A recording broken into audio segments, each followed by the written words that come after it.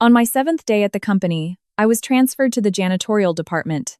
It was because I refused to offer a tribute to Marcus Thorne, the department director. The following morning, I was crouching inside the furthest stall of the women's restroom. Sweat dripped from my chin as I scrubbed at layers of stubborn grime with a bristle brush. Right then, the hallway outside began to buzz. Someone was yelling in a hushed, panicked tone. "The executive vice president is on the floor for a surprise inspection." I didn't look up, just kept moving the brush. The sharp click-clack of high heels approached and stopped dead right behind me. A trembling voice echoed, "Chloe." I slowly straightened my back, stood up, and looked at my mother, whose eyes were red. In a small voice, I said, "Mom, I'm still working." A loud crash echoed near the entrance door. The stainless steel thermos had slipped from Marcus Thorne's hands and smashed against the tile floor. Chapter 1. I'm never going back to the strategic planning department. My name is Chloe Bennett. I'm 23. I just returned to the States in June after graduating from a top European business school. My father is Arthur Sterling, the chairman of Sterling Enterprises, a fairly well-known figure in the industry. Legally, I use my mother's maiden name, Bennett. Because my last name differs from his, nobody in the company had a clue about our relationship. When I decided to join the company, I had zero intention of revealing my identity. I argued with my father for 2 months over this. His idea was incredibly simple. If I was joining the family business, I should take a desk in the executive suite, shadow the senior VPs for a few years, and naturally take over. I absolutely refused. "I want to start at the very bottom," I told him. "No special treatment, and I'm hiding my identity. I'll try it as a regular entry-level hire. If I prove myself, I stay. If I fail, I'll quit on my own." My father sat in silence for half a day before finally telling me to do whatever I wanted. Since then, he never interfered with my career. My mother was worried, but she didn't stop me. The night before my first day, she sat on the edge of my bed and said, "Chloe, if it gets too hard, you don't have to endure it." I laughed and replied, "You're overthinking this. I'm an adult. What could possibly be so terrible about working a corporate job?" Looking back, those words were incredibly naive. My first day was a Monday. I was assigned to the strategic planning department, exactly by the book. The department head was Marcus Thorne, a 42-year-old director with a slightly receding hairline. He was always smiling, his eyes crinkling into thin slits whenever he met someone. On the surface, he seemed like a highly approachable guy. At least, that was what I thought. The department had 16 people divided into 2 teams. I was assigned to the second team, given a desk by the window at the far end. The woman sitting next to me appeared to be in her 30s, named Sarah Jenkins. She was loud and laughed often. The moment I sat down, she leaned over and whispered, "Hey newbie, where did you go to college?" When I told her, she gasped and patted my shoulder. "Wow, that's impressive. We don't get many of those around here." Then she lowered her voice further and asked, "So, have you prepped the welcome gift for Director Thorne yet?" I blinked, completely lost. "What welcome gift?" She looked at me like I was a rare exhibit at the zoo, then hesitated before explaining. "It's an unwritten rule in our department. The new hire is supposed to buy a premium gift, usually a $300 bottle of high-end bourbon, and present it to the director to smooth things over. You need to have it ready by Friday afternoon." I nodded and said, "Understood. I'll ask Director Thorne when he has a moment." Sarah looked like she wanted to say something else, but Thorne emerged from his private office, so she quickly turned back and started hammering away at her keyboard. I genuinely didn't understand the hidden meaning behind her words. I thought getting a gift just meant setting a time to hand over a nice token of appreciation. So, on Tuesday afternoon, I went out of my way to knock on his door, asking when would be a good time on Friday to present a welcome gesture. He kept his eyes glued to his smartphone, not even looking up, and said, "Let's do it another time. I'm not sure if I'll be around this Friday." I said, "Understood. Please let me know when you're available," and left the room. In hindsight, that was the exact moment he started viewing me as an enemy. After that conversation on Tuesday, his attitude shifted drastically. For the first 2 days, he had mentioned my name in the morning huddles and encouraged me to ask the senior staff questions. But by Wednesday and Thursday, he refused to even make eye contact. If I greeted him, he would just grunt through his nose without moving a muscle. I naively assumed he was just busy. During lunch on Wednesday, Sarah sat next to me in the cafeteria, checked that no one was around, and whispered, "How much did you spend on the bourbon for him?" I stopped eating and asked, "Spend on what?" The initiation gift, Sarah whispered frantically. You don't just hand him a bottle out in the open. You put a premium gift card or cash inside a nice envelope and slide it to him along with the bottle. The going rate for a new hire is $300. Since you didn't offer it, he thinks you're disrespecting his authority. I was speechless for a moment before I managed to squeeze out. Are you serious? I never dreamed there was such a shady underbelly. During my years studying abroad, I had worked part-time jobs and internships, but I had never encountered anything like this. I don't know if I was just lucky or painfully ignorant of the real world. Regardless, in that moment, I felt it was utterly ridiculous. When I stayed silent, Sarah sighed. You're too straight-laced. But it's too late to fix it now. The reason he brushed you off for Friday was to freeze you out. Be careful. Don't cross him. I nodded and thanked Sarah. Then came Friday, and the inevitable happened. At 4:30 in the afternoon, Director Thorne had HR send a mass email to the entire strategic planning department. The content read, based on a voluntary transfer request by new hire Chloe Bennett, and following the comprehensive evaluation of her first-week probationary period, department leadership has decided to transfer her to facilities management. She is to report there next Monday. I stared at that email for 30 seconds straight. I had never submitted a transfer request. Thorne had not only falsified my evaluation, but abused administrative loopholes to push the paperwork through manually. Facilities management. It sounded professional, but it was essentially the janitorial and cafeteria cleanup crew. My specific title was Janitor. When the email went out, the office fell dead silent for a few seconds before a low murmur erupted. Next to me, Sarah stood up abruptly, looking ready to march into Thorne's office to protest, but she took 2 steps, froze, clenched her fists tight, and sat back down. There was nothing she could do. She had 2 kids to feed at home, and her husband had just lost his job last year. This job was far too important to her. I closed my laptop, reviewed the email one last time on my phone, stood up, and knocked on Thorne's door. For once, he let me in. Director Thorne, I'd like to ask, what specific metrics did my performance fail to meet? I stood in front of his desk, asking in an extremely calm tone. He leaned back in his leather chair, took a slow sip from his stainless steel thermos, smiled, and said, Chloe, this evaluation is a holistic judgment based on multiple perspectives: team adaptability, proactive initiative, communication, and synergy. These soft metrics can't be measured just by how many spreadsheets you build. In your 5 days here, how many times did you proactively communicate with me? Have you bonded with your colleagues? Young people obsess over numbers, but reading the room is incredibly vital. He intentionally emphasized the words reading the room. I didn't argue, just stared at him. Perhaps finding my emotionless face boring, he set down his thermos and shifted to a patronizing tone. Well, don't feel down. It's a transfer, not a termination.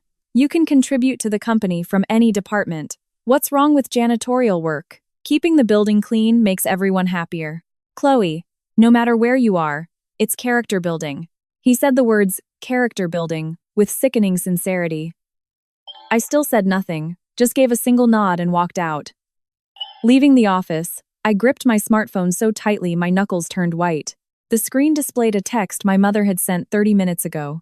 Chloe, are you coming home this weekend? I'm making pot roast. I typed a reply. Yeah, I'll head over tomorrow. I shoved the phone into my pocket, went to HR, and picked up my new department badge. The young HR rep couldn't even meet my eyes, looking down as she handed me the transfer acknowledgement form to sign. I signed it. My pen pressure was light, but my hand wasn't shaking. That night, back in my $1,500 downtown studio apartment, my mother FaceTimed me. The apartment was a 10-minute walk from the office, small but kept impeccably neat. I took 2 deep breaths and hit answer. The screen lit up, showing my mother wearing her reading glasses, sitting on the sofa in the study at my parents' house. She asked how my first week went, if I was tired, and if I was getting along with my coworkers. I smiled and answered, everything's going great. My boss and the senior staff are looking out for me. They told me to take my time getting used to things. She asked, how is the actual work? Can you keep up? I replied, I'm fine. It's all basic stuff. Don't worry. She stared at me for a few seconds and asked, Chloe, why are your eyes a little red? I said, oh. I just yawned. I guess I'm sleepy.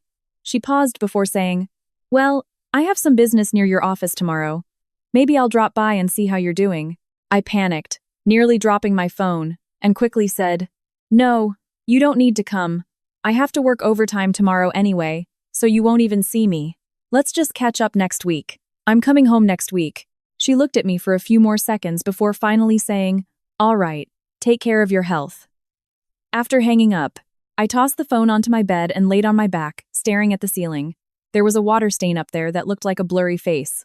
After staring at it for a long time, I got up, pulled the transfer acknowledgement form out of my bag, smoothed out the wrinkles, folded it neatly, and placed it in my nightstand drawer. Then I set my alarm.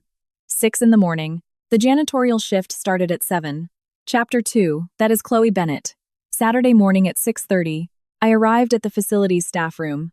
It was tucked away next to the emergency exit at the very back of the first floor. Stacks of worn-out detergent boxes and mop buckets cluttered the entrance, and the air smelled heavily of bleach. The facility's supervisor, Gary Miller, was in his early 40s. He was tall, thin, with sharp cheekbones and thin lips. He had a highly uncomfortable way of looking at people, scanning them from bottom to top.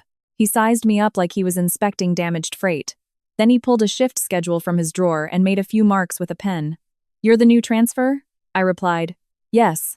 The corners of his mouth dropped. "Do you even know how to clean?" I replied. "Yes." He snorted, handing me a gray janitorial uniform and thick rubber gloves. "Restroom duty. The women's restrooms are yours. The men's restrooms are yours too. Every single one from the 3rd floor down to the lobby. 6 in total. Finish the first deep clean by 11 a.m. Restock the paper towels, refill the hand soap, polish the mirrors, and mop the floors twice. If a drain is clogged, fix it yourself." He pushed the rubber gloves toward me with 2 fingers. The rubber squeaked against the desk. I picked them up and simply said, "Understood." Seeing that I didn't talk back, he added, "Oh, and water the lobby plants while you're at it. We're short-staffed. It's all about teamwork." There were 4 people on the janitorial crew, including me. The other 3 were veteran staff who had been here for over 5 years. I didn't need him to explain what his version of teamwork meant. Still, I replied, "Understood." When I slipped my arms into the gray uniform, I looked down at myself. The cuffs had permanent dark stains, and the shoulders were a bit tight. One button was ripped off entirely, leaving only frayed threads behind. I stood frozen in front of the sink mirror for a few seconds, then pulled my hair back into a tight ponytail. I put on the gloves, grabbed the bucket and mop, and headed up to the 3rd floor. The building was mostly empty on Saturday, though a few employees were working overtime. As I pushed the cleaning cart down the hallway, 2 women from the strategic planning department walked out of the break room holding coffees. Seeing me, they stopped for a split second and exchanged a rapid glance. One turned her head, pretending not to see me, while the other smirked slightly. It wasn't a friendly smile, but one of pure amusement at a train wreck. I recognized them. We had been in a meeting together just last week. I kept my head forward and pushed the cart past them. The bristle brush rattled dully inside the bucket. The first women's restroom took me 40 minutes to clean. The floor drain was completely choked with a massive clump of hair and sludge, refusing to budge even when I jabbed it with a stick. Eventually, I had to crouch down and dig it out by hand. The rubber gloves were too slippery to get a grip, so I took off the right glove and plunged my bare fingers into the black, slimy muck. I pulled out one clump, then another. The water was freezing, slick with detergent, and black filth instantly packed under my fingernails. Just as I dragged out the 3rd clump, someone walked into the sink area outside. 2 women were talking. "Did you see? That new girl from planning is cleaning the toilets over there. She's actually pretty cute. How did she end up doing that? Pissed off the wrong guy, probably. You know how Director Thorne is. He loves breaking the new hires. If you don't pay his little welcome tribute, he'll make your life a living hell until you quit. Remember that young guy he forced out a few years ago? Still, isn't she taking it too well? If it were me, I'd absolutely sue." "Sue? How?" "If he says on paper that you failed your evaluation, that's the end of it. Who's going to believe a rookie?" The faucet blasted water, then went quiet. The footsteps faded away. I stayed crouched in the stall, tightly gripping a black mass of hair and slime, unmoving. What filled my chest wasn't frustration. It was a bizarre, indescribable sensation, neither anger nor sadness. It just felt like everything in front of me wasn't real, like I was trapped in a slow, heavy dream. I tossed the filth into the trash bag, put the glove back on, and kept cleaning. By nearly 10 a.m., I had pushed the cart down to the second floor. My hand was bleeding. I had gotten a friction burn a little past 9. The webbing between my thumb and index finger had rubbed against the rim of the rubber glove repeatedly until the skin peeled white, then tore, exposing red, tender flesh. Water mixed with sweat and industrial cleaner seeped into it, burning sharply. I stopped, leaning against the tiled wall to rest for a few seconds. Just then, someone walked briskly down the hallway. I quickly straightened up and pulled the rubber glove down to hide the wound. It was Sarah Jenkins. She was wearing a light blue cardigan and carrying a plastic grocery bag. Seeing me, she jogged over. "Chloe." Her loud voice echoed in the hallway. She instantly slapped a hand over her mouth, looked left and right, and dragged me into the stairwell landing. "Are you seriously here cleaning? When you signed that form and left yesterday, I figured you'd call your dad or someone to sort this mess out. You foolishly honest girl." She stopped mid-sentence, looking at my glove. She noticed the red, raw skin at the base of my thumb and suddenly choked up. "How can people be so cruel?" Sarah's voice dropped, her eyes turning slightly red, sending a 23-year-old girl to scrub toilets. "Does that man really think karma won't catch up to him?" I smiled and said, "It's fine. I'm treating it as a learning experience." Sarah fell silent, then pulled 3 things from her plastic bag: a bottle of mineral water, 2 Band-Aids, and a small bag of chocolate chip cookies. She shoved them into my hands, then dug into her pockets, pulling out a few caramel candies and placing them on my palm. "Eat something first. You skipped breakfast, didn't you? Put the Band-Aid on so it doesn't get infected. Don't kill yourself trying to dig out those drains. When the lobby empties out, I'll ask the old maintenance guy from facilities to bring the power snake to clear it." She fired off words like a string of firecrackers. Before I could process it, she pulled a small bottle of antiseptic and a cotton swab from her pocket, ripped the packaging, grabbed my hand, and applied it without giving me a chance to argue. The second the antiseptic hit the wound, I hissed in pain. Sarah didn't look up, just muttered, "Endure it. If you don't disinfect it, it'll get infected. Listen to me. Director Thorne is a coward who preys on the weak. You can't fight him openly right now, but you can't just roll over and take it either. Do you know what he's saying about you behind your back? He's spreading rumors that you forged your resume, that you have no skills, that you cheated during your interview. If these rumors stick, how are you going to survive in the corporate world?" She looked up, her expression deadly serious. "If your parents knew you were going through this out here, it would break their hearts." I looked down, carefully peeling the Band-Aid wrapper and placing it over the cut, saying only one sentence. "I'm keeping it a secret from my mom." Sarah was momentarily stunned, then sighed and dropped the subject. She stuffed the spare Band-Aid into my uniform pocket, patted the back of my hand, and said, "Come to the cafeteria at noon. I'll save some food for you." I nodded. She walked to the stairwell door, then stopped and looked back, lowering her voice. "By the way, some massive VIP is visiting the company today. When I came in this morning, security was polishing the lobby glass. The receptionists were scrubbing the directory board, and they even swapped out the coffee maker in the break room for a brand new one. Facilities has been running around in a panic since dawn. It must be someone incredibly important." I asked if she knew who it was. Sarah shook her head. "No idea. The orders came straight from the executive suite, but they didn't say who. Judging by the panic, it's probably a major board member or a massive client's CEO." She paused and added, "Well, it doesn't concern us. Not something the grunts need to worry about." She pushed the door open and left, her footsteps fading down the corridor. I stood there, clutching the bottled water and the caramels, zoning out for a while. Orders from the executive suite. I unwrapped a caramel and popped it into my mouth. The sweetness melted on my tongue. Then I grabbed my bristle brush, pushed the cart, and walked into the second-floor women's restroom. The second-floor restroom was larger than the third, with 6 stalls and terrible lighting. The fluorescent light above the 2 furthest stalls was burnt out, flickering violently and making my face look pale in the mirror. I knelt in the furthest stall. Sure enough, the drain was backed up again. A grayish-white foam floated on the surface of the water, emitting a foul, stagnant stench. I crouched, resting my knees on the freezing tiles. Just as I reached out to twist the drain cover, hurried footsteps echoed from the hallway outside. Not just one person, a whole crowd of fast, frantic steps, the clatter of cartwheels, the static hiss of walkie-talkies, and someone yelling in a suppressed voice, "Fix the potted plants by the elevators. Did the flowers we ordered yesterday arrive yet? The tablecloth at reception is crooked. Fix it." It was the facilities team. The receptionists and admin staff were all sprinting. I heard a receptionist yell as she ran past the restroom. "They're here! They're here!" The motorcade just pulled up downstairs. Then a massive wave of noise erupted. The electronic chime of the elevator arriving. Leather dress shoes and heels striking the marble floor. A cacophony of greetings and pleasantries washed down the hallway like rolling thunder. I stayed crouched in the stall, my hands covered in grime, lacking even the energy to stand up. I didn't care who was visiting. It had nothing to do with me. I pulled open the drain cover, and the stench hit my nose. I held my breath, reached in, and started pulling out the clump of hair. The commotion outside grew louder. Someone called Marcus Thorne's name. "Director Thorne, over here, hurry." Then I heard Thorne's voice.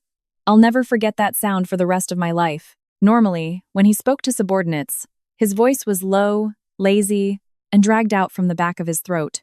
But right now, his voice was pitched high and clear, vibrating with blatant flattery even through the door. "Executive Vice President, right this way, please. This is the office area for the Strategic Planning Department. We just revamped the layout last week to optimize operational efficiency." If you look at the workflow design, he was speaking twice as fast as usual, every single syllable dripping with a smile. Then I heard another voice.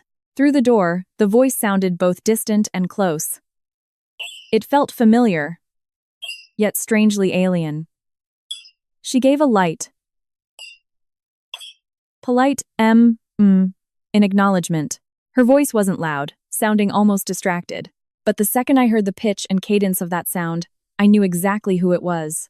The brush in my hand froze. I was crouching in the stall, dirty water splashed on my legs, a band-aid on my hand, hair plastered to my forehead with sweat. I strained my ears, listening to the outside. My heart rate spiked. It wasn't fear. It was an indescribable, visceral tension. It was the exact feeling of being a child, crying in secret, right in the second before your mother catches you. The footsteps didn't fade away. They got closer. Thorne's voice rang out again, closer this time. It sounded like he was standing right at the restroom entrance. "Rest assured, our sanitation standards are absolutely 5-star. We have dedicated staff monitoring every corner. Our janitorial team is highly responsible and..." Gary Miller's high-pitched, rapid voice cut in. "Yes. The women's restroom on this floor underwent a deep cleaning just this morning. The new hire is handling it, and she's working extremely hard." The door was pushed open. Not the stall door. The main door to the women's restroom. The hinges must have lacked oil because it let out a long, screeching wail that echoed off the tiles. Footsteps flooded in. 4 or 5 people. The sharp clack of hard leather soles on tile multiplied. I stayed crouched in the furthest stall, paralyzed. The stall door was ajar, leaving a gap about the width of 2 fingers. Through that gap, I could see the figures reflecting in the mirror above the sinks. Director Thorne was standing at the very front, gesturing grandly with one hand while pointing at the gleaming marble countertops with the other. Gary Miller stood slightly behind him, hands clasped tightly over his stomach, hunched slightly forward like a shrimp ready to bow at any moment. There were a few other senior executives I recognized but couldn't name, standing in a neat row, all wearing identically reverent expressions. They were entirely surrounding her. My mother stood in front of the sinks. She was wearing a navy blue tailored blazer, her hair perfectly styled, wearing pearl earrings. On her face was the exact smile she reserved strictly for official public appearances, a smile I had seen since childhood. Calm, elegant, the angle of her lips measured perfectly with a ruler, her eyes entirely devoid of emotion. She looked around, shifting her gaze from the sinks to the row of silver faucets, to the paper towel dispenser on the wall, and finally, her eyes locked onto the cleaning cart in the corner. That was my cart. A bucket half filled with dirty water. A bristle brush wrapped in duct tape resting on top. Her gaze lingered on that cart for exactly 2 seconds. Just 2 seconds. Then she turned her head, her eyes tracking toward the stalls. Director Thorne was still babbling. "Notice the hygiene standards here. The hand soap is a premium brand, and a dedicated staff member restocks the paper towels every hour." My mother ignored him. As she stepped further inside, Gary Miller scrambled after her. "Executive Vice President. It's just stalls inside. There's nothing worth looking at.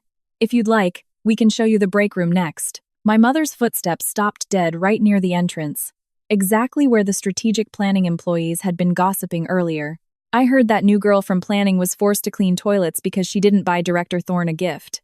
Wow, That poor girl. My mother's brow twitched. She walked straight past them without hesitation, stopping in front of the third stall. The door was open. Nobody was inside. The fourth was open too. Her footsteps abruptly slowed, stopping right in front of my half-open stall. I looked at her through the two-finger gap in the door. She looked at me through the gap, too. The air instantly died. It wasn't just the quiet after a sound stops. It was a silence as if all noise had been violently strangled by an unseen hand. Even the static from the walkie-talkies in the hallway seemed to vanish. I was crouched on the floor, my right hand still plunged into the drain. Gray foam clung to the back of my hand, my knees resting on the freezing tiles. A drop of sweat rolled down the bridge of my nose and hung from the tip. The top button of my uniform was missing, exposing the edge of my white t-shirt underneath, which was also soaked with dirty water. Through the crack in the door, my mother's face remained motionless, but that perfect, elegant smile she had worn for decades began to vanish. It was like a hairline fracture suddenly cracking the surface of solid ice, silent and unstoppable. Her lips moved, but no sound came out. Then she reached out and pushed the stall door open. It creaked loudly as it swung wide open. The hallway light poured in, illuminating my body, and simultaneously illuminating her face. I saw the rims of her eyes turn red. Not the red of frustration. It was the redness of someone whose blood vessels had just been brutally struck by a sledgehammer. Her lips were trembling. Only slightly, but she held it back. She didn't let the tears fall. She just stared at me. Her voice wasn't loud, but it pierced through the dead silence of the restroom, slipped past the row of frozen executives, and rang perfectly clear in the ears of Director Thorne, whose smile was glued to his face, and Gary Miller, whose mouth was hanging half open. Chloe. She called my name. My chest suddenly tightened. Not because I felt pathetic. It was because seeing her standing there with red eyes, I suddenly thought I should never have let her see me like this. I hid my dirty gloves behind my back and stood up. My knees were numb, and I swayed slightly before finding my balance. I looked down, and like a child who had done something wrong, I said just one sentence in a tiny voice. Mom. The second that word left my mouth, the air outside exploded. Not with sound, every single person's facial expression detonated. Director Thorne's face looked as if it had been violently slapped by an invisible force, shifting from utter smugness to absolute paralysis in 1 second. The corners of his mouth still held the shape of that fawning smile, but the light in his eyes had completely shattered. It shattered into an emotion I had never seen on his face before. I learned later that they call it terror. Gary Miller was even more dramatic. His mouth opened and closed and opened, like a fish tossed onto dry land. His fingers started twitching. Not his arms, just his knuckles, vibrating uncontrollably. The executives behind them exchanged panicked glances. One unconsciously took a step back, bumping hard into the edge of the marble sink. And then, my mother grabbed my hand. She grabbed the right hand that I had taken the glove off of, the one with the Band-Aid, the one with black grime packed under the fingernails. She looked down at the wound, at the two pale, waterlogged wrinkles on my palm. The tears that had been welling in her eyes suddenly fell. She didn't sob out loud. The tears simply overflowed naturally, drawing 2 lines down her cheeks, slightly smudging her immaculate makeup. She didn't wipe them away. She turned her head. Her face was still wet, but her eyes had changed. I had seen many of my mother's expressions since childhood. Happy, angry, exasperated, heartbroken. But in that moment, the look she gave Marcus Thorne was the coldest thing I had ever witnessed. It wasn't rage. It wasn't ferocity. It was a coldness that froze you straight to the bone marrow.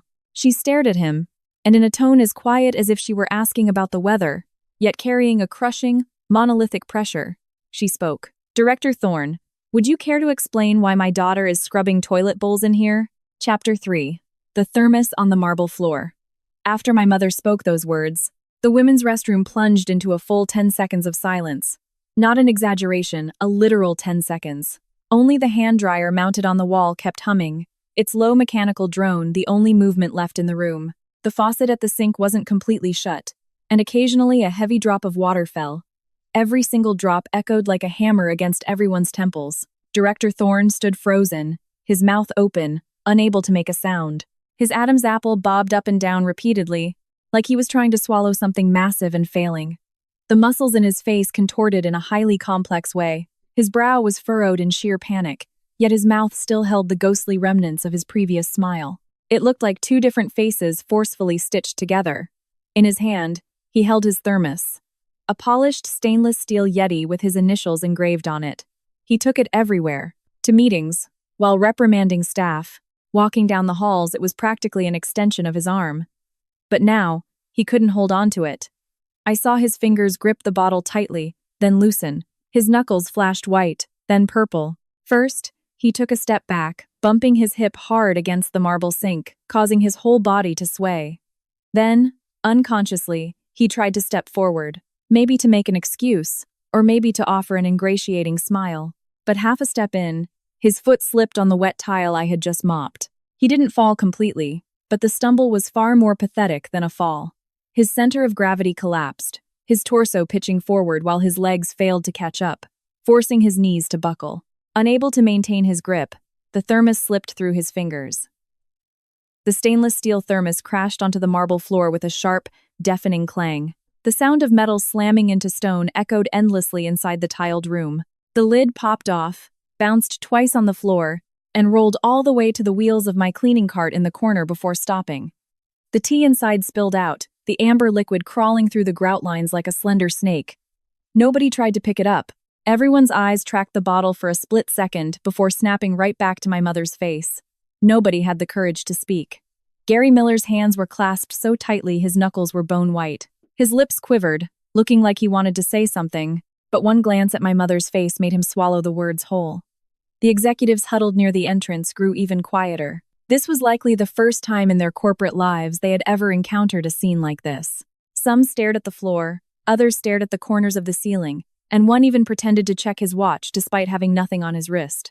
Unable to leave, unable to stay, they froze like robots with their power cords ripped out. My mother refused to look at them. Her eyes remained locked on Director Thorne.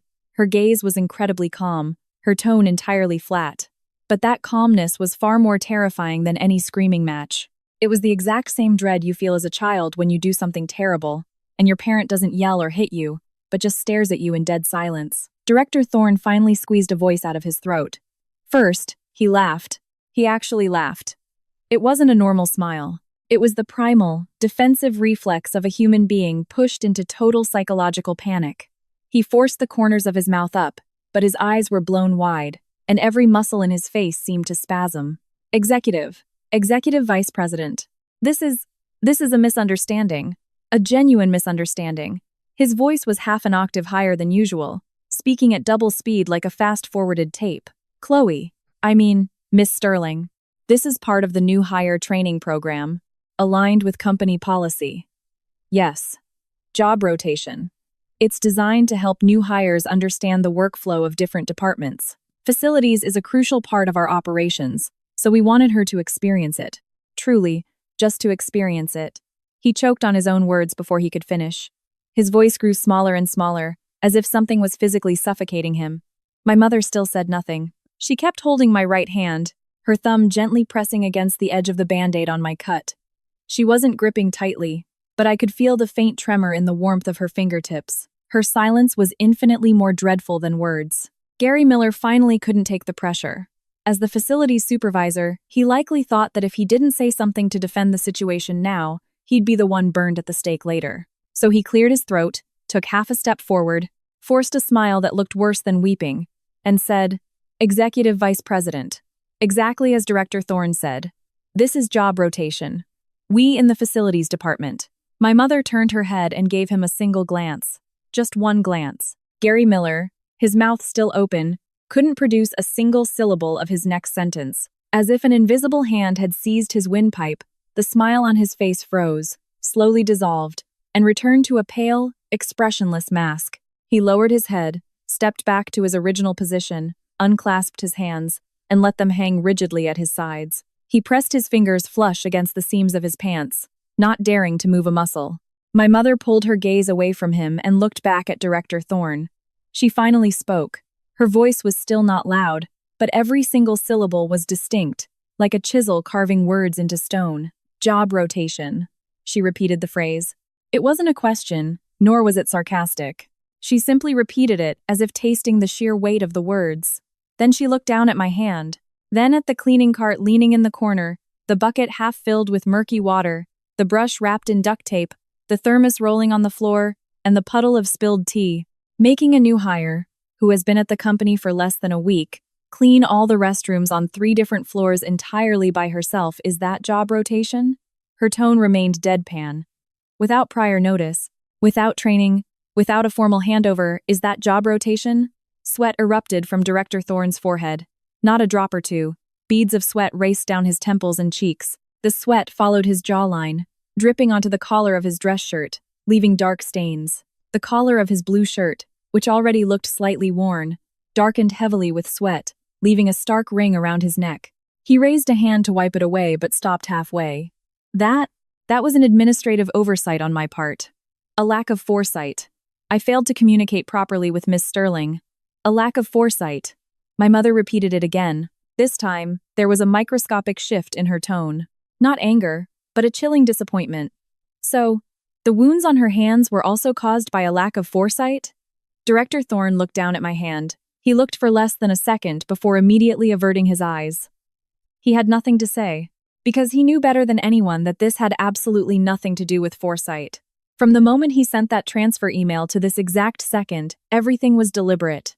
He was waiting for me to break, waiting for me to knock on his door in tears, so he could offer a lifeline, and I would obediently hand over the initiation bribe.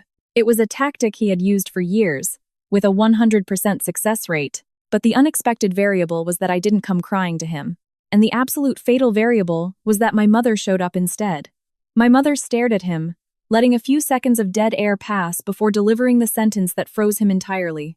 The original transfer authorization, the baseline performance evaluation documents, every single email thread regarding this transfer, and the system approval logs. Prepare them. In 1 hour, I require a full written explanation in the boardroom. Not look into it, not we'll review it later. Prepare them.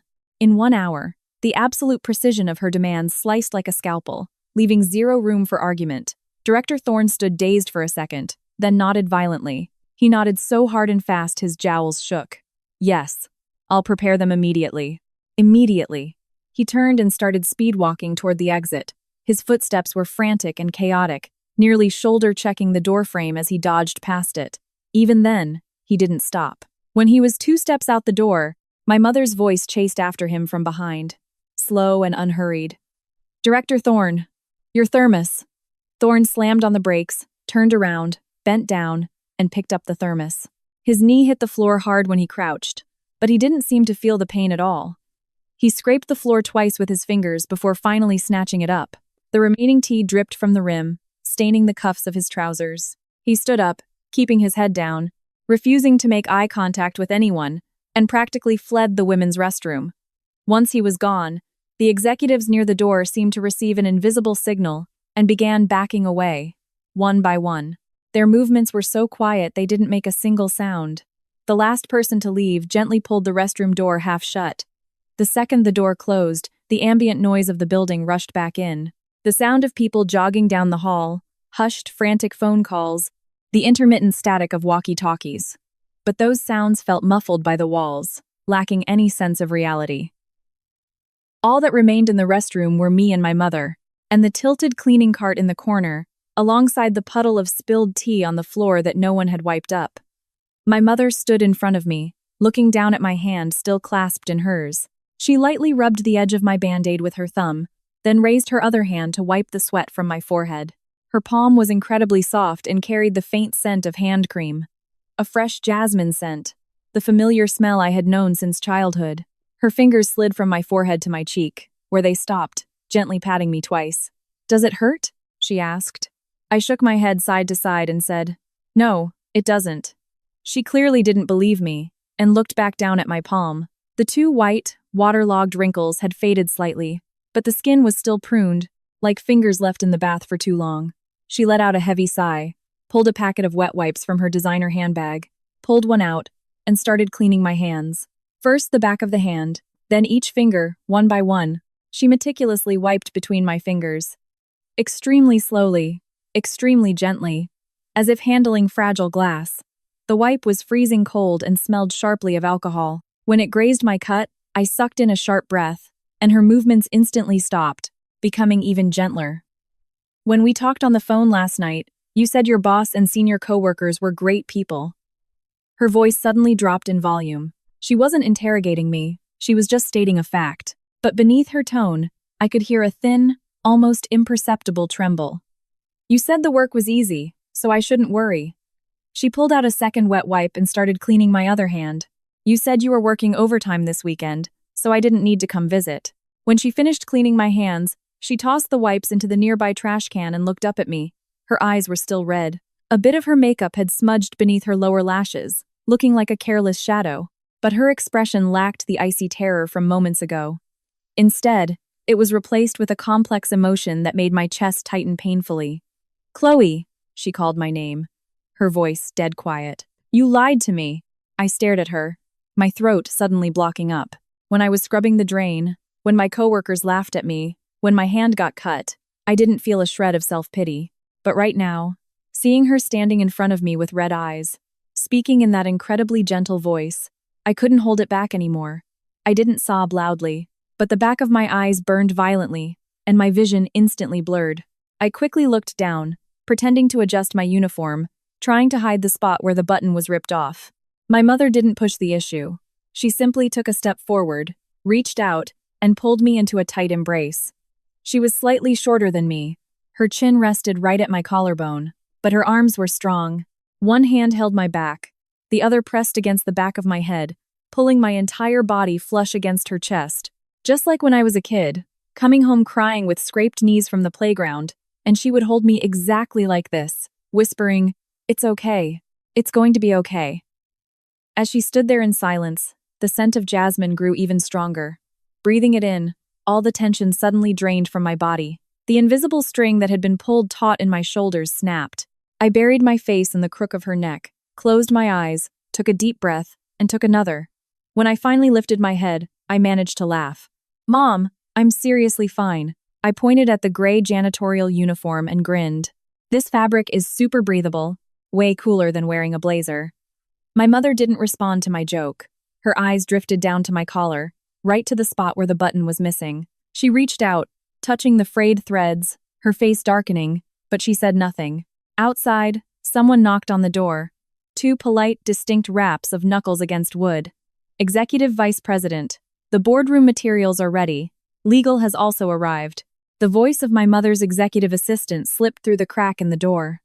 The tone was strictly professional, but his speaking pace was slower than usual, clearly gauging the atmosphere. My mother acknowledged him, then took my hand. Let's go. Upstairs first. She pulled me toward the door, but I yanked back. I'm not done working yet. The 3rd floor men's room isn't finished. I wasn't joking. I was genuinely concerned about that men's room. It was written clearly on the janitorial shift schedule. Finish the first deep clean by 11 a.m. It was almost 10:30. My mother turned back and looked at me. Her expression seemed to analyze whether I was being serious or making a deeply morbid joke. She stared at me for 2 full seconds. Realizing I was dead serious, she took a long, deep breath. She didn't laugh. She didn't get angry. She just gripped my hand even tighter. That restroom, she said, in a tone that brokered zero argument. Marcus Thorne will scrub it himself. She pulled me forward, pushed open the women's restroom door, and stepped into the hallway. The crowd outside was larger than before. Alongside the executives, people from HR, admin, and other departments had rushed over. Faces I recognized but couldn't name. They stood scattered in the hallway in small clusters, wearing varying expressions of shock. But one thing was universal. The exact second my mother stepped out, the entire crowd naturally parted like the Red Sea. My mother pulled me through the middle of them. Her pace was brisk, her high heels clicking sharply against the marble floor, each step carrying a commanding rhythm. Not too fast, not too slow, but projecting an aura that warned everyone to keep their distance. Dragged by her hand, I passed through the hallway, through the office area, through the glass double doors, and into the elevator. Before the elevator doors closed, I took one last look at the people in the hallway. Every single pair of eyes was glued to me. In those eyes, I saw shock, intense curiosity, profound regret, terror, and a chaotic mix of things I couldn't even name. Sarah Jenkins was standing at the absolute outer edge of the crowd, still clutching the plastic bag of cookies she had given me. Her mouth was hanging wide open, her eyes bugging out like she had been struck by lightning, frozen like a statue. I made eye contact with her for exactly 1 second and gave her a wink. She didn't react. Her brain was probably crashing, trying to process the situation. The elevator doors slid shut. In the polished metal, two reflections stared back, one covered in sewage and grime, the other with flawless executive makeup, but their hands were tightly locked together. Chapter 4. Who on earth is she? The several dozen seconds inside the elevator were completely silent. Neither my mother nor I said a word. The four walls of the elevator were mirror-finished stainless steel, showing our blurry reflections. I glanced sideways at myself. My hair was a messy nest, strands plastered to my forehead with sweat. The collar of my gray janitorial uniform sat crookedly, exposing the water-stained white t-shirt where the button was missing. I looked like I had just been dragged out of a swamp. I reached up to tie my hair back properly and straighten my clothes. My mother stood beside me, watching me try to make myself presentable. She kept her lips pressed into a tight line and said nothing, but her hand never once let go of my wrist. The elevator stopped at the top floor. The doors opened to a hallway lined with thick charcoal carpeting. This was an entirely different world from the floors below. It was vast and silent, the air carrying a faint hint of aromatherapy oils. The walls were decorated with the company's historical milestones and corporate awards, illuminated by soft, even indirect lighting. My mother's executive assistant, a highly efficient man in his early 40s named Michael, was waiting in the lobby. The second he saw me, he flinched slightly, but he was a seasoned professional. The shock vanished in half a second, replaced by his usual neutral expression. He gave me a slight nod, then turned to my mother.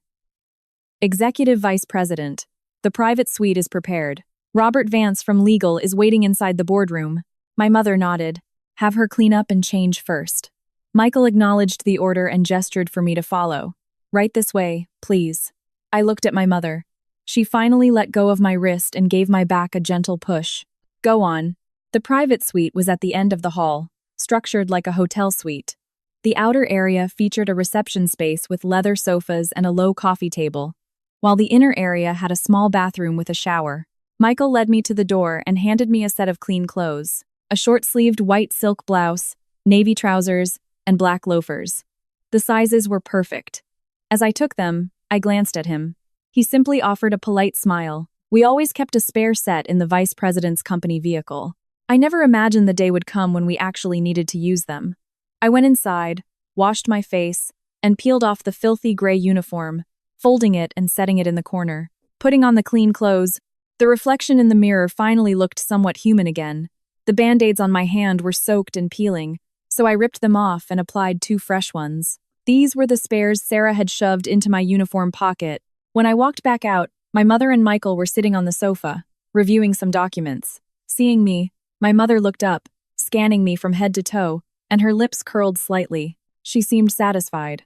She patted the empty seat next to her, telling me to sit down, then spoke to Michael. Have them start prepping. I'll be in there in 10 minutes. Michael nodded and left. Only my mother and I were left in the suite. She picked up the folded janitorial uniform I had taken off, examined the frayed threads where the button used to be, carefully folded it again, and set it on the armrest of the sofa. I'm taking this home, she said. It wasn't a suggestion. I understood exactly what she meant. She wasn't keeping it as a souvenir. She was keeping it as evidence. This was how my mother operated. She never threw anything away. She kept meticulous records of every debt owed. But she didn't just show her hand to anyone. She always preferred to hold all the leverage. I leaned back against the sofa, staring blankly at the warm yellow glow of the ceiling lights. Looking at it made me feel sleepy. Mom, I asked, why did you suddenly come for an inspection today? You told me you just had some errands nearby. She carefully smoothed out the last wrinkle on the gray uniform before looking up at me. Do you really think you're the only one capable of lying? When she said that, her tone went up, but there was no amusement in her eyes. When we were on FaceTime last night, I knew something was wrong. Ever since you were a kid, whenever you lie, your eyes dart to the left. When you said your boss and senior coworkers were taking great care of you, your eyes were practically touching your left ear. I froze, desperately trying to replay last night's video call in my head, but I had absolutely no memory of where I was looking. So you came to ambush me? I asked.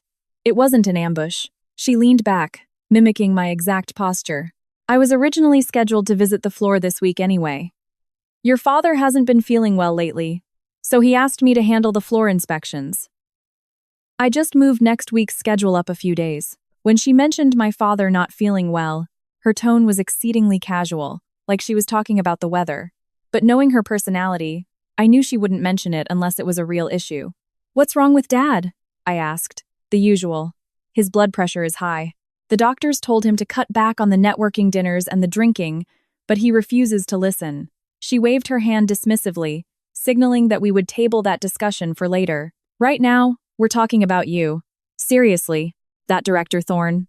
Aside from the transfer, what else happened?" I thought for a moment, then gave her the brief rundown. The initiation bribe, his demand for the bourbon, and how he had been spreading rumors behind my back that I forged my resume. Throughout my entire explanation, my mother didn't interrupt once, and her expression barely changed.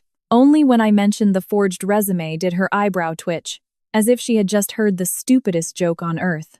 When I finished, she sat in silence for a few seconds before saying, "Understood. Just that. Nothing more, nothing less." But I knew my mother well. When she says understood, it means a flawless, airtight execution plan has already formed in her head. I had no idea what she was about to do, but I was already sweating for Marcus Thorne. Right then, Michael knocked and entered. He announced that the boardroom was ready and everyone had assembled. My mother stood up, smoothed the hem of her blazer, and looked down at me. "Wait here. I'm going to the meeting. There's fruit in the mini fridge and some snacks in the drawer under the table. If you're tired, take a nap on the sofa." I looked up. "Mom, I want to go downstairs." She turned and stared at me. "My handover for the janitorial work isn't finished yet. There is still one men's room left on the schedule, and all my personal belongings are still at my desk in strategic planning. I need to get them." I paused, taking a breath before adding, "Besides, if I stay hidden up here and never go down, the people downstairs are going to come up with even wilder conspiracy theories." My mother looked at me for 2 full seconds, then nodded. "Fine. Go, but keep your phone on. If anything happens, call me immediately." She walked to the door, paused, and looked back over her shoulder. "Chloe, from this moment on, you don't have to endure a single thing from anyone." Leaving those words behind, she walked out. The clicking of her heels faded down the corridor. I sat alone in the suite for a moment, popped a grape from the fruit platter into my mouth, drank 2 sips of water, then stood up, opened the door, and got into the elevator. This time, I pressed the button for the first floor. The first floor lobby was drastically emptier than when I arrived. Since the executive VP's inspection tour had been abruptly halted, the grand welcoming protocols were naturally canceled. The massive floral arrangements at the entrance were left untouched. The reception desk tablecloth remained perfectly straight, but nobody had the energy to care about the optics anymore. 2 young female receptionists were huddled together, whispering intensely. The second they saw me step out of the elevator, they snapped their mouths shut, staring at me like they had just seen a ghost. I gave them a slight nod and said, "Good work today." One of the women mechanically replied, "You too." But right after saying it, her voice cracked, her face turned beet red, and she frantically looked down, pretending to organize the papers on her desk. I crossed the lobby and walked toward the strategic planning department. As I passed the break room, a chaotic hum of voices drifted out. The door wasn't fully closed, so I could hear everything perfectly through the crack. I saw it with my own eyes. Ryan from accounting saw it too. In the second-floor women's restroom, the executive VP held her hand, crying, calling her Chloe. They looked incredibly close. "No way! Who the hell is she then? What's her relationship with the VP? I have no idea. Some people say it's her daughter. Some say it's her niece. Others say it's her best friend's kid she's looking after. But either way, making the VP cry in public? That's not just some distant relative. So Director Thorne just stepped on a massive landmine, huh? Listen, I walked past his office earlier. He looked like his soul got sucked out of his body. He was just sitting there. His monitor was pitch black, and he was just staring at the blank screen, not moving a muscle. I called his name. No reaction. Called him again, and he finally looked at me. Man, that look in his eyes. But hey, karma, right? Think of how many people he's forced out. Remember that young guy a few years back? Great kid, but Thorne tortured him until he quit. He was red-eyed on his last day. Thorne finally got what was coming to him. Shh, keep your voice down. Someone will hear you. I stopped outside the break room for about 2 seconds, decided not to push the door open, and kept walking. Strategic planning was on the second floor. I took the stairs. When I pushed open the heavy fire doors to the second floor, the office area was unnaturally silent. Normally at this hour, it was the busiest time of day. Phones ringing, keyboards clacking, constant chatter. Today, it sounded like an empty classroom. I could see people sitting at their desks, but their hands were frozen over their keyboards, only the cursors blinking on their screens. Nobody was actually working. As I walked in, several people near the entrance moved in perfect synchronization. They didn't look up at me. They all ducked their heads down at the exact same time, like wheat bowing in the wind. The people who had been staring at me earlier snapped their heads down the second my gaze swept past them. The sheer synchronization was almost comical. I nearly laughed out loud. I didn't smile, just walked straight to my desk. It looked exactly as I had left it on Friday afternoon. On the bezel of my monitor was a post-it note I had written on my first day. Do your best. Next to it was the small potted plant I had brought from my apartment. The saucer underneath was bone dry, but the plant itself was green and thriving. Someone had been watering it for me. I picked up the plant, cradling it in my arm, and opened my drawers to check my things. A few notebooks, an unopened box of pens, some pocket tissues, and a folding umbrella. Everything was there. I finished packing my things and was about to leave when I heard footsteps behind me. Light, rushed steps. Soft leather soles padding against the carpet. Chloe. It was Gary Miller. I have no idea where he materialized from, but he was standing about 3 feet behind me, his hands clasped tightly together again. His face was a chaotic blend of panic and terror. His lips quivered several times before he managed to squeeze out a coherent sentence. Miss Bennett, what happened this morning? I genuinely had no idea. It was an oversight on my part. I had no clue you were. Could you please? About this whole thing. He couldn't finish the sentence. Not because he was nervous, but because he didn't even know what to ask for. Was he begging for forgiveness? Asking me not to pursue it? Pleading for me to put in a good word with my mother? He couldn't say it.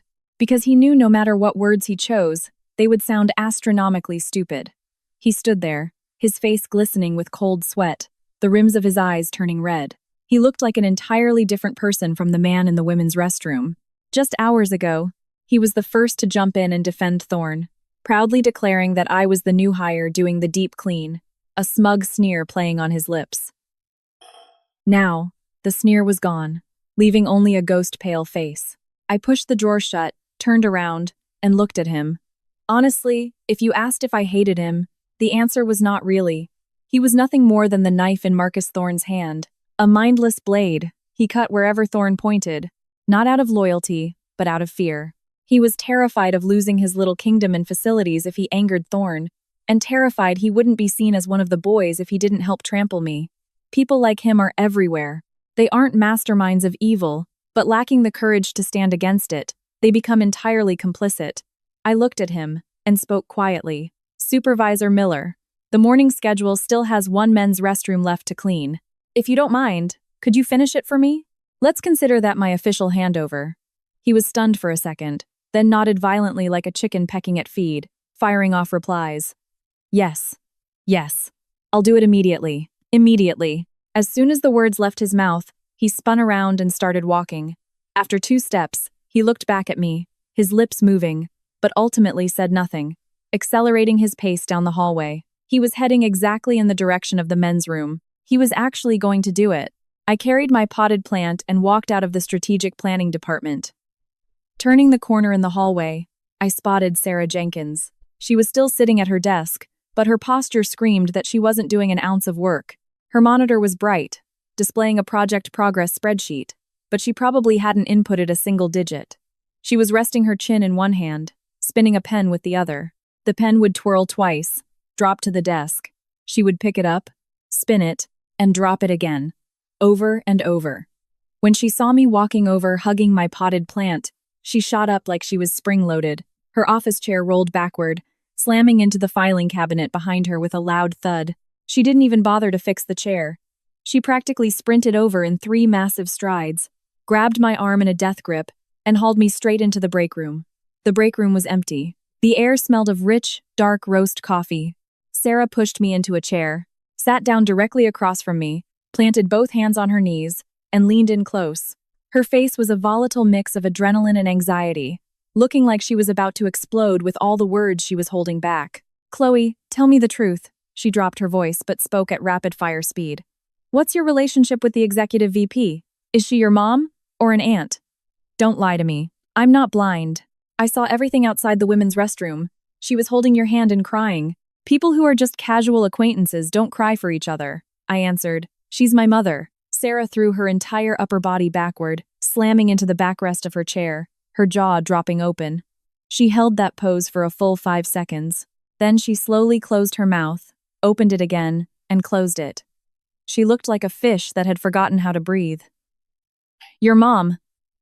She repeated it. The executive VP is your mom? I said, yes. Then, the chairman, Arthur Sterling, is your dad? I said, yes. Sarah took a deep breath, took another deep breath, and then delivered the most tragic line of the day in a voice full of absolute despair. Oh my God, I actually gave you 2 Band-Aids. When I gave you those Band-Aids, we weren't even close. I thought, oh, this poor girl. I have to help her. Lord have mercy. I gave you Band-Aids. Toward the end, her voice was a bizarre hybrid of laughing and crying, like she couldn't decide which to do. She grabbed the paper cup of water in front of me, chugged the whole thing, and slammed it down, letting out a massive exhale. So Marcus Thorne is completely finished. When she said it, there was no gloating in her tone. It sounded more like a painful release of something toxic she had been holding in for years. You didn't see him when he came back from the 2nd floor. When he walked into his office, he didn't even close the door all the way. I peeked through the crack. He was sitting in his chair, hunched over, staring straight down, both hands flat on his desk, palms down, not moving an inch. He looked like a wax figure starting to melt. She paused and continued. A few minutes later, Robert Vance from legal came up and went into his office. The door closed. Then Richard Brooks, the VP of Strategy, went in too. From the outside, all we could hear was the rustling of papers being flipped. It was quiet for a bit. Then Thorne suddenly raised his voice, shouting, "This is unfair." But it got quiet again immediately after. That was it. Sarah stopped, looked at me, and her expression turned dead serious. Chloe, this isn't just going to end here, is it? I shook my head. It won't end here. But I'm not the one who's going to finish him. The company has policies. Whatever he did, whatever consequences he deserves, the company will handle it strictly by the book. That was the absolute truth. I wasn't going to use my identity to crush him. That would just give him leverage to claim unfair treatment. He authorized an illegal transfer, extorted kickbacks, enabled workplace bullying, and spread defamatory rumors. Every single one of those had a paper trail. None of it could be denied. My job wasn't revenge. My job was to sit back and watch as every single mistake he made bounced right back and hit him in the face. Sarah seemed to understand. She nodded slowly. You're right. Knowing your mom's reputation, she won't let him off easy. You might not know this, but while you were upstairs, people from HR and IT went into his office and literally carried his computer tower out, said it was to secure evidence for an audit. I was mildly surprised. My mother moved incredibly fast, faster than I expected. It had barely been an hour since she walked into that boardroom, and they had already seized his hardware. Legal, HR, facilities, and IT were all moving in total synchronization. I didn't even need to guess who was orchestrating it from the shadows. Right then, Sarah seemed to remember something. She pulled her phone from her pocket, tapped the screen a few times, and shoved it in front of me. Look at this. I took it. It was the anonymous corporate Slack channel. I had been added to this channel on my first day, but it was usually dead just HR announcements, thumbs up emojis, and generic holiday greetings. But right now, the chat log was scrolling upward at a speed I could barely track. Messages were pouring in so fast I couldn't read them all. Someone had posted, "Does anyone know the real identity of the new girl in planning? Tell me now." Below that were nearly 100 replies, all anonymous. I want to know too. I saw her coming down the elevator from the executive suite, and she completely changed clothes. She wasn't wearing the janitor uniform, she was in a silk blouse and slacks. Totally different vibe. I heard the executive VP was holding her hand crying in front of the restroom, calling her by her first name. Someone literally heard her call the VP mom. Wait, if she's her mom, does that mean she's the chairman's daughter? I thought the chairman only had twin sons. Never heard about a daughter. Are you stupid? Maybe they keep her private. And her last name on the directory is Bennett, that's the VP's maiden name. That's no coincidence. Connect the dots, people. Hold up. Then why the hell was she wearing a uniform scrubbing toilets? The chat fell silent for about 30 seconds. Then someone typed a single sentence. Marcus Thorne is dead meat. The second that message dropped, the channel exploded. Rumors, speculation, hot takes, and shocked emojis flew everywhere. People were dragging up the story of the young guy Thorne forced out 3 years ago. Others were exposing how Thorne had demanded gift cards from them too. Someone even started posting links to state labor laws. In a matter of minutes, a dead gossip channel had turned into an active legal clinic. I handed the phone back to Sarah. She took it, scrolled a few times, and sighed. This channel is currently the absolute least productive place in the entire company, I said. That's fine. Hardly anyone is here on a Saturday anyway. Sarah looked at the potted plant in my arms and asked, Are you heading home now? I said, Not yet. I have one more thing to do. She asked what it was, but I just said, See you later, and walked out of the break room. I really did have one last thing to do. The janitorial staff room. It was a tiny, cramped room. Several rows of steel lockers lined the walls, leaving a central aisle so narrow you had to walk sideways to get through. The air was thick with the smell of industrial cleaner and stale sweat. The fluorescent light on the ceiling buzzed loudly, one tube nearing the end of its life, flickering on and off every few seconds, casting the room in alternating bright and dim light. There were people inside. The janitorial crew had 5 people, including me, and the other 4 were all sitting in there. They had set up small folding chairs in the narrow aisle, sitting in a circle. In the center was an open bag of chips and a few paper cups. Normally, they would be out cleaning their assigned floors right now, but it seemed nobody had the stomach for work today. When I pushed the door open, all 4 heads snapped up at once. In a fraction of a second, their expressions morphed from curiosity to absolute terror. Hands paused halfway to their mouths, paper cups frozen midair. The oldest woman instinctively jumped up, knocking her folding chair over backward with a loud clatter.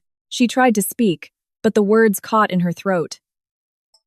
After several failed attempts, no sound came out. I said, Please, stay seated. I'm just here to grab my personal things. My belongings were stuffed inside a steel locker against the back wall. It was the one Gary Miller had assigned me this morning. A strip of duct tape was slapped across the door with Bennett scrawled on it in messy Sharpie. I opened it. The clothes I had arrived in this morning were hanging inside. A light blue t-shirt, jeans, and sneakers. I set my potted plant on the shelf next to the lockers and reached up for my clothes. Since they were on the top hook, I had to stand on my tiptoes. As I reached, I heard the older woman's voice behind me. Sweetie, are you really the chairman's daughter? It was a tiny, terrified whisper. But the room was so dead silent that every single syllable rang crystal clear. The other 3 didn't say a word, all of them just staring at me. Their eyes were a mix of things: tension, fear, curiosity, and an undeniable guilt. It was probably because when they saw me pushing that heavy cleaning cart up the stairs alone this morning, not a single one of them had offered to help. I pulled my clothes down, folded them into my tote bag, turned around, and looked at them. Yes, I said, but me coming here to work has nothing to do with that. I wanted to start at the bottom and earn my keep with my own abilities. The older woman stared blankly for 2 seconds, then suddenly let out a heavy sigh. She bent down, picked up her fallen chair, brushed off the dust, but didn't sit back down. She just held it in her hands. After a moment of silence, she spoke again. Her voice was even lower than before. Sweetie, you probably didn't know this. After you went upstairs this morning, one of Director Thorne's guys came down and told Supervisor Miller to change your shift schedule. Originally, you just had floors 1 to 3. They told him to add the basement and all the ground floor common areas to your list. Miller told them the shift schedule was already logged in the system and couldn't be changed, and they finally gave up. A woman with short hair sitting next to her chimed in, chewing on a mouthful of chips, her voice slightly muffled. Yeah, exactly. And the guy also said this. Do not log her for weekend overtime pay. Log it as standard hours. They were trying to dock your paycheck. Miller was complaining about it earlier. He said, That guy just wants to torture her until she quits. Hearing this, I didn't feel anger, nor did I feel surprise. I just felt incredibly, profoundly exhausted. Not physical exhaustion, a deep, soul-crushing fatigue rising from the very bottom of my heart. It felt like walking through a bottomless swamp, the mud getting deeper with every step, forcing you to use every ounce of strength just to move forward. And when you look up, there's nothing but endless mud stretching into the horizon. But right now, I knew I had finally found solid ground. I thanked the women, told them to have a good day, grabbed my tote bag with my clothes, hugged my potted plant, and opened the door to leave. Out in the hallway, my phone buzzed. It was my mother. "Chloe, where are you?" "I just left the janitorial room on the first floor. Come upstairs." Her tone was calm, but I could hear something volatile being violently suppressed beneath it. "We're having a meeting in the boardroom. I think you need to be present for this." "Understood." I hung up and walked toward the elevator. As the elevator doors slid shut, my face reflected in the polished stainless steel. I was still wearing the white silk blouse and loafers, but my expression had changed. When I had come down earlier, the corners of my mouth were pulled down, my brow furrowed, my whole body radiating a heavy, suffocating gloom. Now, all of that was gone. The muscles in my face were relaxed, and there was a sharp light in my eyes. The numbers on the elevator climbed one by one. I didn't look back, nor did I care to look at the people whispering in the lobby, because I knew full well that whatever was about to happen in that boardroom was the real main event of the day. Chapter 5. The boardroom air conditioning was blasting. When the elevator reached the top floor and the doors opened, the hallway was significantly quieter than downstairs. Michael, the executive assistant, was waiting by the elevators. Seeing me, he jogged over and whispered, "Miss Bennett, everything is prepped inside. The executive VP wants you to go straight in." I asked, "Who's in there?" As he walked me toward the boardroom, he quickly fired off the names. Robert Vance from Legal, David Wallace from HR, VP of Strategy, Richard Brooks, and Marcus Thorne himself. When he said the last name, his voice noticeably dropped an octave, like he was speaking the name of a dead man already half buried in the dirt. The frosted glass doors of the boardroom were closed, revealing only the blurred silhouettes of the people inside. When Michael pushed the door open, a blast of freezing air hit my face. The temperature was set incredibly low, as if to freeze the emotions of everyone in the room. The massive mahogany conference table could seat 20 people, but only 6 were sitting, leaving the room feeling starkly empty. My mother sat at the head of the table, her back perfectly straight, several files spread out in front of her, and an untouched glass of water by her hand. To her right sat Robert Vance, the legal counsel. He was in his early 50s, with white hair and razor-sharp eyes, currently flipping through a thick stack of printed emails. Next to him was David Wallace, the HR director, a round-faced man in his 40s who usually wore a permanent, pleasant smile. But today, there wasn't a trace of it. His expression was agonizingly tense. To my mother's left sat Richard Brooks, the VP of Strategy. It was my first time seeing him today. He had been out of town on a business trip and wasn't in the office when that transfer email was sent on Friday. He looked about 45, with short-cropped hair, a slightly tanned complexion, deep wrinkles between his brows, and his lips pressed into a hard line. His entire body radiated an aura of intense, lethal displeasure. But that aura wasn't directed at me. It was aimed squarely at Marcus Thorne. Thorne sat next to VP Brooks, in the seat furthest from my mother. He had changed clothes. He was no longer wearing the blue dress shirt stained with sweat from earlier. He was in a white shirt, but it hadn't been ironed, and the collar was wrinkled. He placed both hands flat on the table, his index fingers curling slightly, looking like he had no idea where to direct his gaze. He would occasionally look up, scan the room, and immediately drop his head again. When I walked in, he glanced up for a fraction of a second. We made eye contact. His pupils visibly dilated, and he looked away instantly. The speed of his reaction was like someone instinctively squeezing their eyes shut right before taking a punch to the face. My mother pointed to the empty chair next to her.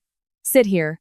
I sat down, placed the tote bag with my janitorial uniform by my feet, and set my potted plant on the table. The vibrant green leaves, still clinging to a few water droplets, stood out sharply against the dark mahogany table, creating a striking contrast with the sterile documents and cold atmosphere.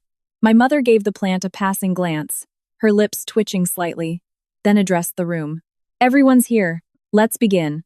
The first to speak was Robert Vance.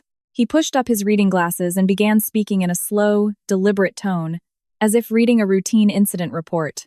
"At the executive VP's request, I have conducted a preliminary investigation into the transfer of the new hire in strategic planning, Chloe Bennett.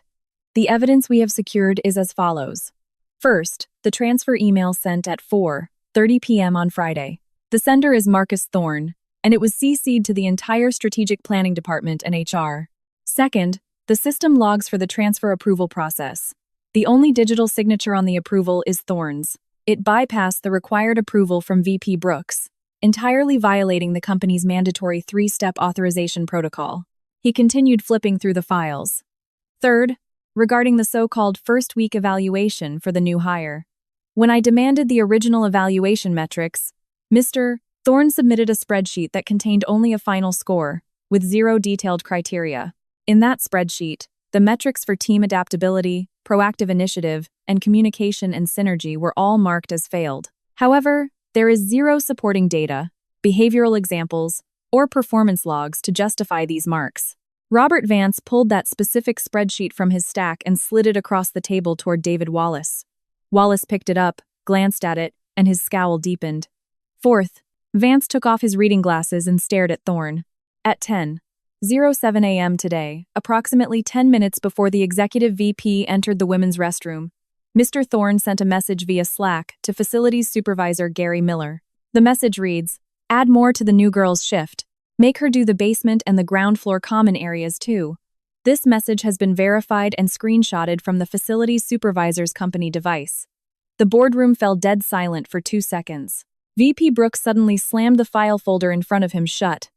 The smack wasn't excessively loud, but in the sterile silence, it was deafening. He turned his head to glare at Thorne, his voice low, every single syllable grinding through clenched teeth. "Marcus, did you pull this garbage while I was out of town?" Thorne's lips trembled, and a raspy voice squeaked out. "Richard." This was strictly according to policy. The policy says, "Policy?"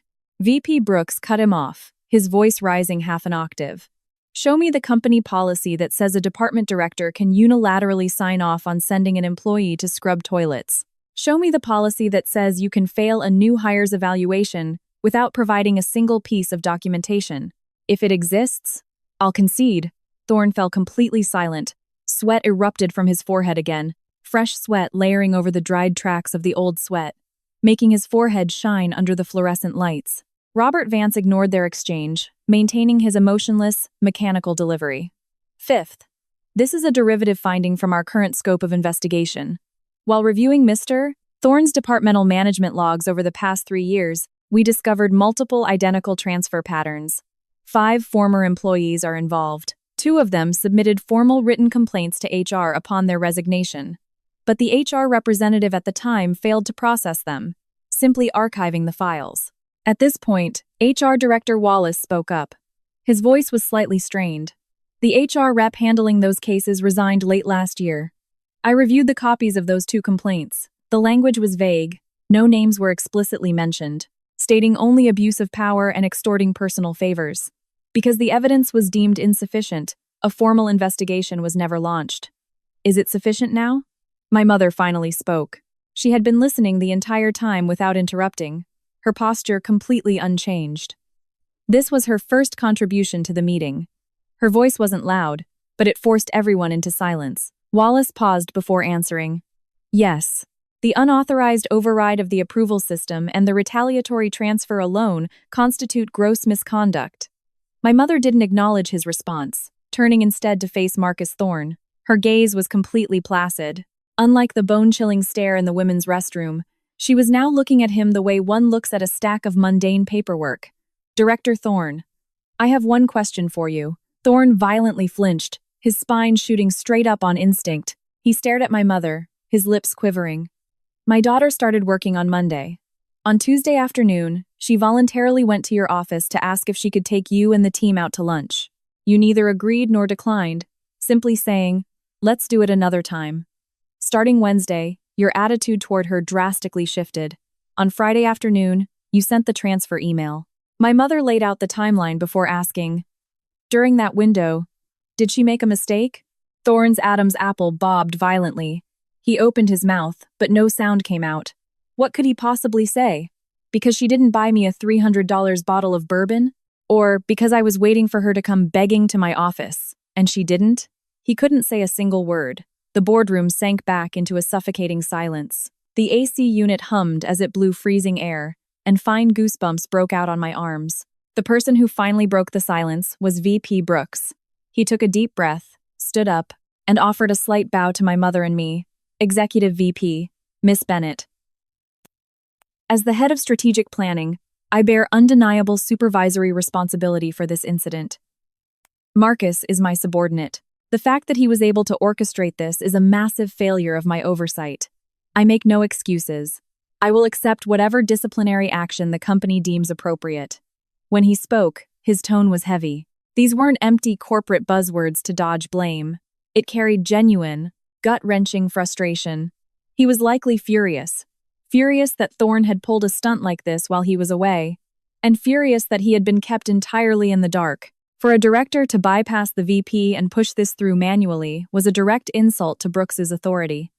My mother glanced at him and said, "Richard, we'll discuss your supervisory penalty later.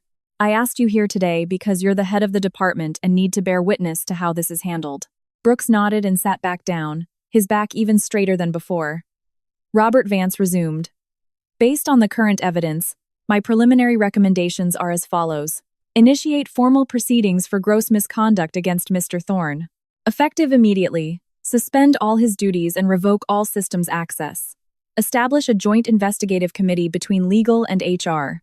The final disciplinary action will be decided by the company's ethics committee upon the conclusion of the investigation," HR Director Wallace added. "According to Chapter 9, Article 3 of the Employee Handbook, if gross misconduct is verified, the company reserves the right to unilaterally terminate the employment contract for cause, voiding any severance packages. Furthermore, if financial improprieties such as demanding or accepting kickbacks are involved, the company reserves the right to pursue legal action." The moment the words "pursue legal action" dropped, it was as if someone had surgically removed Thorne's spine. His back slumped forward, his shoulders caved, and his hands, resting on the table, began to shake violently. It wasn't the shaking of nerves, but a total loss of muscular control. He looked like an ancient machine breaking apart at the seams. He suddenly shot up from his chair. The legs of the chair scraped harshly against the carpet.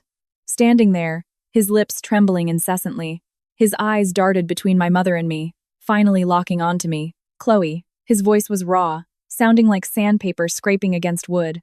"I know I was wrong. I should never have done that. I apologize. Truly. Can you just give me one more chance?" His eyes turned blood red. Not the redness of someone about to cry, but the instantaneous bursting of blood vessels. He probably hadn't slept for over 40 hours. His eyes were bloodshot, his skin sallow, his lips cracked and peeling.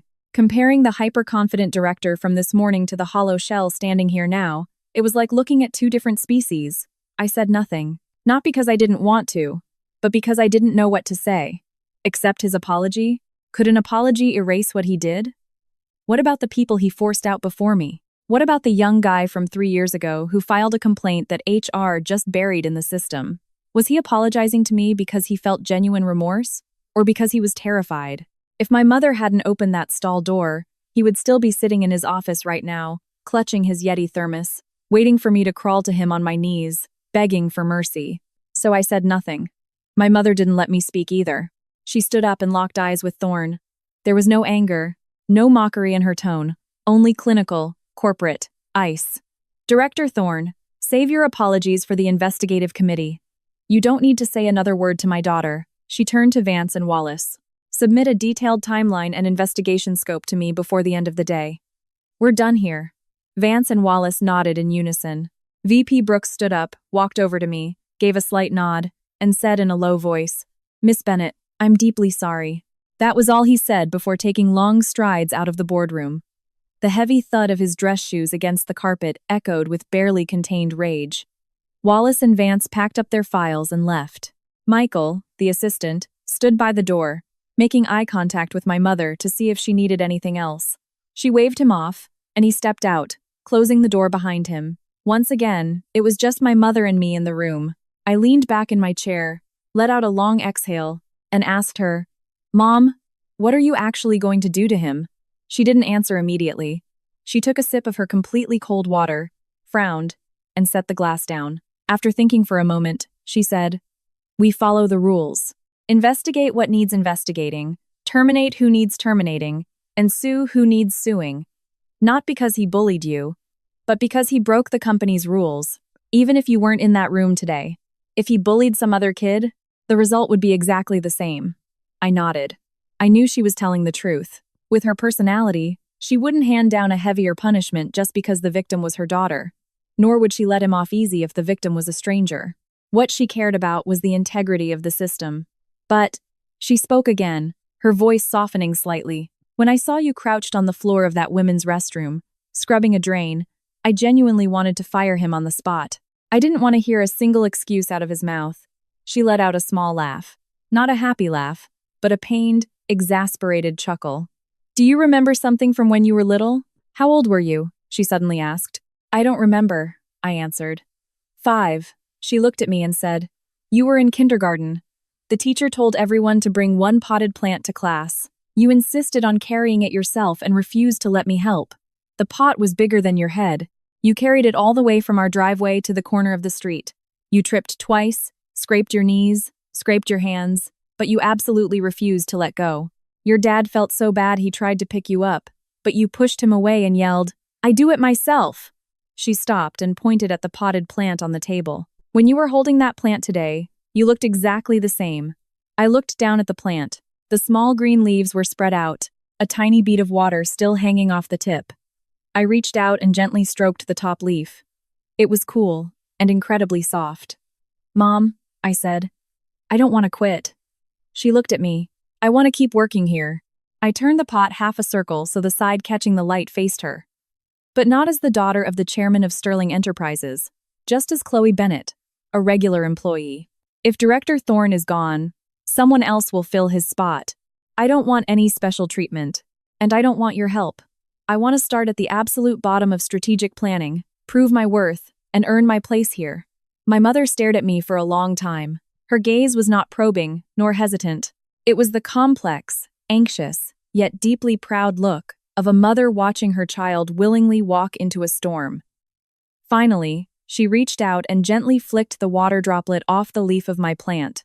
You're exactly like your father, she said, standing up and grabbing her handbag. Come on, Mom is buying you lunch. There's a new American grill that opened downstairs. Your dad said it was pretty good. I said, Mom, it's barely 11 a.m. It's too early for lunch. She slung her bag over her arm, not looking back. Then you can follow me around. My inspection tour was interrupted because of you, and I only got through one floor. I burst out laughing, picked up my plant, and walked out of the boardroom with her. Out in the hallway, Michael was by the window on a phone call. Seeing us, he hung up and quickly walked over. My mother told him, Have the driver pull the car around to the front. Don't report today's incident to the chairman yet. I'll tell him myself tonight when I get home. Michael nodded and went to make the arrangements. My mother and I took the elevator down. When the elevator passed the second floor, it stopped. The doors opened, revealing a young guy in a plaid shirt hugging a stack of files. He was probably working weekend overtime. Seeing the people inside the elevator, he froze entirely, 1 foot on the threshold, unable to step forward or backward, his brain completely blue-screening. My mother gave a gentle nod and said, Come in.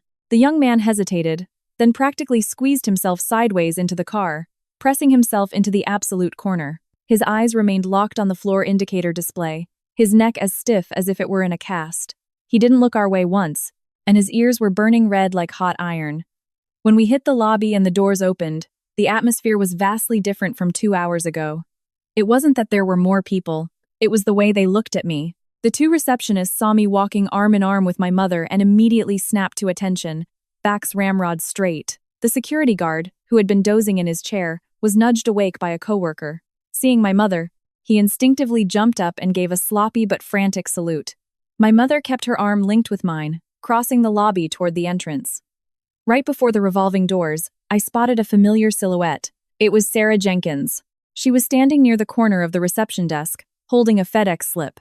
She had probably come down to check for a package and was lingering to see what would happen. When she saw me walking arm in arm with my mother, she instinctively took a step back to hide, but then immediately stepped forward again, gripping the FedEx slip so tightly it crinkled. As I walked past her, I smiled and whispered, Sarah, afternoon coffee is on me later. She froze for 1 second, then a massive grin spread from ear to ear, but she instantly forced her face back to a neutral expression and nodded vigorously. She looked like a kid who just got a massive Christmas present but wasn't allowed to open it in front of the adults. My mother and I walked out the revolving doors. The midday sun was beating down. The early summer light was growing stronger, carrying a biting heat against the skin. The fountain near the entrance was cycling its water, columns shooting high and low, the mist catching the light and forming a faint rainbow. The driver had already pulled a discreet black sedan to the curb. My mother opened the car door, paused, and looked back. "Chloe, let me give you a heads up." "What?" I asked. "When your father finds out about this tonight, he's going to be furious." She said the word furious with heavy implication. "Not at you. At Director Thorne. You know how your father is. He rarely loses his temper, but once he ignites, even I can't stop him." I sighed and said, "Then just tell him to calm down." My mother smiled. It was the confident smile of a woman who knew she understood her husband better than anyone in the world. "No chance," I said. "You have to go home and tell him directly. He only listens to you anyway." She got into the car. The heavy thud of the door closing echoed. The window rolled down halfway, and she looked at me from inside. "Come home tonight. I'm making pot roast." I said, "Got it." The window rolled up, and the car slowly pulled away from the corporate plaza, turning the corner and vanishing into the city traffic. I stood there, hugging my potted plant, looking up at the towering corporate building. The glass facade reflected the harsh midday sun, blindingly white, turning the entire structure into a massive mirror reflecting the sky and clouds. I squinted at it for a few seconds, then turned around and walked back inside. In the lobby, Sarah was still waiting by the reception desk. Seeing me walk back in, she grabbed my arm and hauled me into the adjacent seating area. She forced me onto a sofa, sat opposite me, and leaned all the way forward. Her eyes were practically beaming like two floodlights. "Tell me everything. What happened in the meeting upstairs?" I gave her the abridged version of the boardroom meeting. When I mentioned Thorne was suspended pending a gross misconduct investigation, Sarah slammed her hand against the armrest of the sofa. The leather let out a loud smack. "He brought it on himself." As she said it, she couldn't hide her grin, though she quickly lowered her voice. "But wait, suspended pending investigation? Doesn't that just mean he might slip away with a slap on the wrist? You know how guys like him are. They always find loopholes," I said. "Not this time. Legal and HR already confiscated his computer and his emails. Robert Vance has evidence covering not just my transfer, but the past 3 years of his records. And with my mom personally involved, she's not leaving him any way out." Sarah let out a massive breath of relief and sank deep into the sofa. She looked up at the lobby chandelier, looking as if a room that hadn't been cleaned in years had finally been scrubbed spotless. "Chloe, can you believe it? By Monday morning, the entire atmosphere of this company is going to change. If Thorne's faction goes down, you have no idea how many people are going to throw a parade." She was right, but what I was thinking about was slightly different. Thorne's termination was just a matter of time. But for me, the real challenge was just beginning. Everyone now knew I was the chairman's daughter. That label, once applied, could never be ripped off. From now on, everything I did, everything I said, and every result I produced would be viewed through that lens. If I succeeded, they'd say it was nepotism. If I failed, they'd say I was a useless nepo baby. Either way, it was a massive headache. I confessed this anxiety to Sarah. She listened, thought about it seriously, and said, "Then you just have to produce results so undeniable that nobody can ever claim nepotism. Overthinking it now won't help. Starting Monday, just put your head down and work. Give it time, and people will naturally see if you have the skills or not." Her advice was always a bit blunt, but incredibly accurate. I nodded, standing up from the sofa to go pack the rest of my things. Sarah stood up too, patted my shoulder, and suddenly remembered something. "Oh, right. While you were upstairs in the meeting, Gary Miller actually cleaned the second-floor men's room. I saw it with my own eyes when I walked past. He was on his hands and knees scrubbing the floor, sweating buckets, not even wearing gloves. The janitor ladies were just standing there watching him, and nobody lifted a finger to help." I stopped in my tracks. He actually went and cleaned it. Chapter 6. The Girl in the Break Room. Monday morning, I was on the subway commuting to work.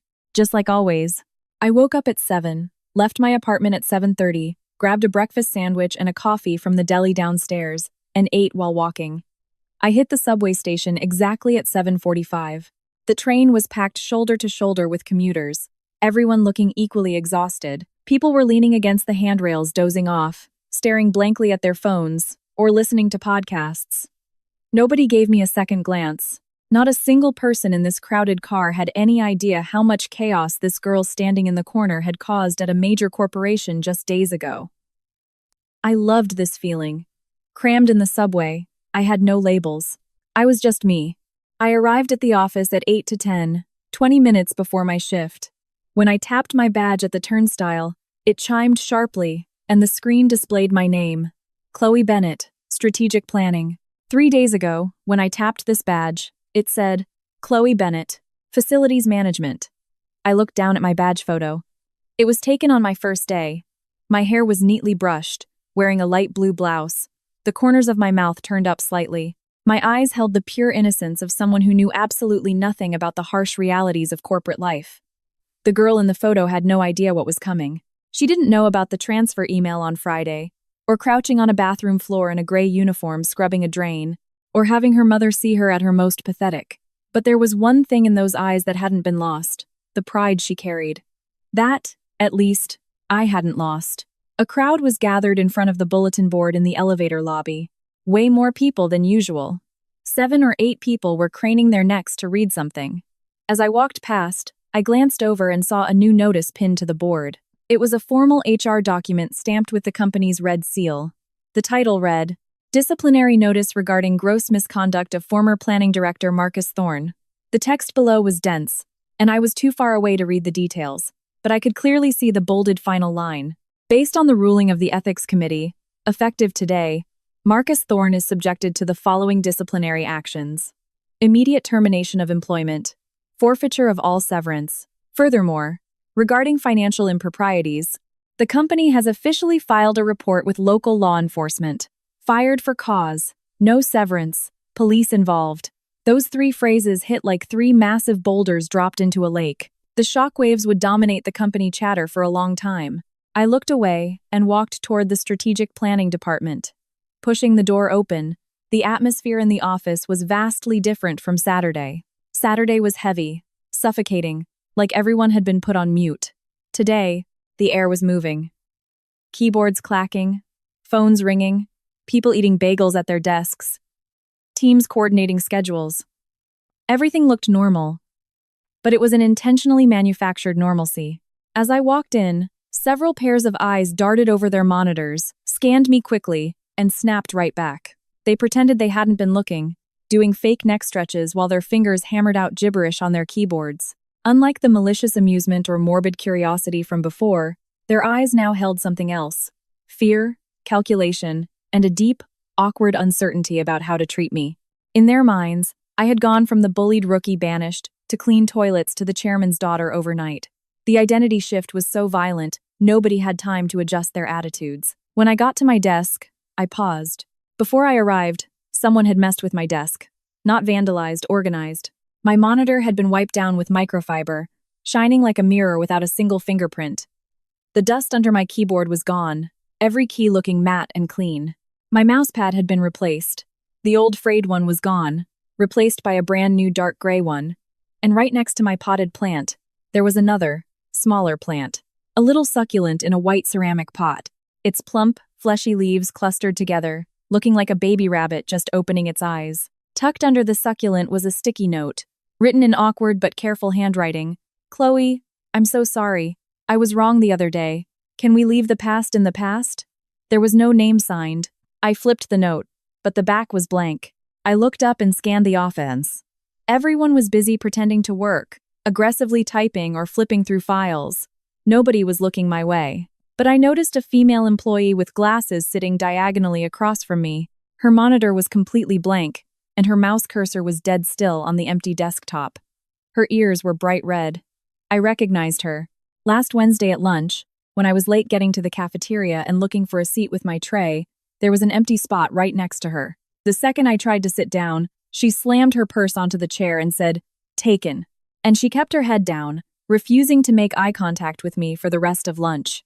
Nobody ever came to sit in that chair. When she finished eating and left, she took the purse with her. Now, her purse was stashed under her desk, and the chair next to her was wide open. She must have written the note as an apology. But she likely knew that a simple "I'm sorry" doesn't wash everything away. Bad blood between people isn't resolved with a magic eraser. It takes time to slowly wear it down. Since she didn't come forward, I wasn't going to force it. We would just figure out how to coexist as time went on. I folded the sticky note, put it in my drawer, and left the succulent right next to my plant. The two little pots looked pretty good together. A little while later, Sarah popped her head over from her desk, lowering her voice. "Did you see the bulletin board?" I said. "I saw it. Fired and reported to the police." Sarah gave a thumbs up and wiggled it. "Your mom works fast. I asked if Thorne had come into the office today. Are you kidding? On Saturday night, IT killed his badge access. He couldn't even get past the turnstiles. I heard from a guy in HR that security packed all his personal stuff into cardboard boxes on Sunday and left them at the guard shack for him to pick up. Apparently, he showed up looking like a burglar mask on, hat pulled down low. The guard said he stood at the entrance for 5 minutes, signed for his boxes in dead silence, and drove off." When Sarah described the scene, there was a palpable sense of vindication in her tone, the kind that comes from years of repressed frustration finally being released. But she quickly tightened her expression, looking serious. "Listen, Thorne might be gone, but his little cronies are still here, like Gary Miller or Thorne's old assistant. Watch your back. Don't let your guard down," I said. "Gary Miller actually cleaned the men's restroom on Saturday for me." Sarah froze, then burst out laughing. She frantically covered her mouth, her shoulders shaking. After laughing her heart out, she whispered, "I still can't believe he actually did it. Just imagining him scrubbing a toilet on his knees while the janitor ladies eat snacks and watch is giving me life." She forced her face into a serious expression again, but he brought it on himself. "I heard from one of the janitor ladies later that on the night Thorne transferred you, Gary Miller was bragging to someone in the break room. He literally said, 'If the newbie doesn't know the rules, we just need to teach her a lesson.' He wasn't forced to do anything. He was a willing accomplice." I heard that, but said nothing. People like Gary Miller never really disappear. When Thorne fell, Miller would just find a new backer and continue throwing his weight around in his little facilities kingdom. But he wasn't my target. I had no intention of wasting energy fighting a mid-level facilities manager. If he wanted to feel important, let him. I just needed to do my job. At 9:30 a.m., strategic planning had its weekly huddle. The new department director was named Daniel Reed. He arrived unexpectedly on Monday morning. He was in his early 40s, tall and lean, wearing rimless glasses. He spoke slowly, leaving a half-second pause between sentences, as if carefully weighing every word. He had previously led 2 massive projects at another branch and had a stellar reputation. Word was VP Brooks pulled strings to bring him over on an emergency basis. His introduction was brief. "Good morning, everyone. I'm Daniel Reed. I'm taking over as the new director for Marcus Thorne. All departmental operations will continue as normal. No changes to schedules or targets. If you encounter any issues, my door is always open." It was standard corporate speak, but his tone was incredibly grounded. No arrogance, no posturing. He felt like a guy who was just here to do the work. After delegating tasks, he specifically walked over to my desk. Without lowering his voice, he spoke clearly enough for everyone nearby to hear. "Chloe, I want you to join Team 2's project. We have a requirements definition meeting with the client this afternoon. I want you in the room. Don't be nervous. Since it's your first time, just observe and take minutes. That'll be enough." I answered, "Understood. Thank you, Director Reed." He nodded, started to walk away, then turned back and added, "Oh, and your probationary evaluation resets today. You'll be evaluated against the standard metrics for a project assistant. I'll email you the rubric shortly." He said it casually, but I understood his intent immediately. He wasn't targeting me, nor was he giving me special treatment. He was publicly declaring to the entire department that Chloe Bennett's evaluation will be done strictly by the book from now on. Anyone is welcome to monitor it. It was a brilliant move. It shut down the gossipers claiming I was a nepotism hire, while simultaneously giving me a fair starting line. I opened my email. 5 minutes later, Director Reed's evaluation rubric arrived. The spreadsheet was divided into 4 major categories, each with specific KPIs and weightings. It was crystal clear, leaving absolutely zero room for ambiguity. I stared at that spreadsheet, and an indescribable feeling welled up in my chest. It wasn't emotion. It was a sense of security. This was the exact security I had been looking for since my first day and couldn't find. Now, I finally had it. The client meeting that afternoon lasted 2 hours. The client's lead representative was an abrasive middle-aged man who spoke a mile a minute and changed his requirements 3 separate times. Every time he changed his mind, it basically invalidated all the previous discussions. It was my first time in this kind of corporate meeting, but I took pages of dense notes, my hand cramping by the end. But my brain kept up. During my years studying abroad, I had worked part-time at the International Student Center, handling crisis management and negotiating demands. The nature of the work was identical. The only difference was swapping out angry students for corporate clients. After the meeting, Director Reed called me into his office. It was Thorne's old office, but it looked entirely different. All of Thorne's vanity awards and plaques had been boxed up, the tacky artwork removed and replaced with whiteboards. The whiteboards were covered in project timelines and key deliverables. The room smelled faintly of bleach, partly because the janitorial staff had just scrubbed it, but also because the room itself felt thoroughly decontaminated. "Let me see your notes from the meeting today," Reed asked. I handed over my notebook. He flipped through a few pages, read it from start to finish in silence, then went back and reread a section. He closed the notebook and handed it back. Solid logic. When the client changed the requirements for the third time, you put a question mark next to it and wrote, "Workflow contradiction." Walk me through your thought process there. I gave him a brief analysis of the contradiction. The core issue was that the client wanted to skip the QA testing phase and push straight to deployment to save time. But according to our company's standard SOP, we can't deploy an untested system. If we agree, when the system inevitably crashes, they'll blame us. If we refuse, the client will accuse us of being uncooperative. It's a catch. 2-2. Director Reed listened, nodded, and said, "Your assessment is correct. You can bring this risk up directly in the next meeting. You don't have to stay quiet," I said. I thought it might be inappropriate for a new hire to push back in her first meeting. He pushed up his glasses and looked at me. "Chloe, I don't care whose daughter you are or what you went through before this. On my team, none of that matters. Right is right, wrong is wrong. If something needs to be said, you say it. Your own competence is the only thing that justifies your seat at this table." His last sentence hit hard. His gaze behind the glasses was dead straight. Not aggressive, just intensely serious. I nodded. This time, I agreed from the bottom of my heart. When I left his office, it was past quitting time. The setting sun poured through the massive floor-to-ceiling windows, bathing the office in a warm orange glow. People were packing up to leave. The printer hummed as it spat out the last batch of documents, and the air smelled like the last pot of coffee burning on the burner. It smelled slightly scorched, but incredibly real. Walking back to my desk, I bumped into the girl with glasses in the hallway, the one who wrote the sticky note and didn't save me a seat. She was holding her mug, heading to the break room. The second she saw me, her steps visibly slowed. Her expression shifted from hesitation to tension, and finally into a strained smile. "Chloe," she called out. Her voice wasn't loud, sounding a bit dry. I stopped and looked at her. She swapped her mug to her other hand, looked at the floor for a second to find her words, then looked up. "That sticky note. I wrote it. I know doing this doesn't really mean anything now, but I just had to say it. About what happened in the cafeteria. I'm really sorry." When she finished, she didn't look away, just stared straight at me. I looked at her too. There were tiny water droplets on her glasses lenses, probably splashed when she was washing her mug earlier. The corners of her mouth were turned down slightly, not in frustration, but with the braced expectation of being coldly rejected. I said, "I read the note. The succulent is super cute. Thank you." She froze for a second, and the invisible tension string in her shoulders visibly snapped. The corners of her mouth lifted, and this time, it was a genuine smile. She pushed up her glasses and said, "I'm glad. I'm going to go grab some water."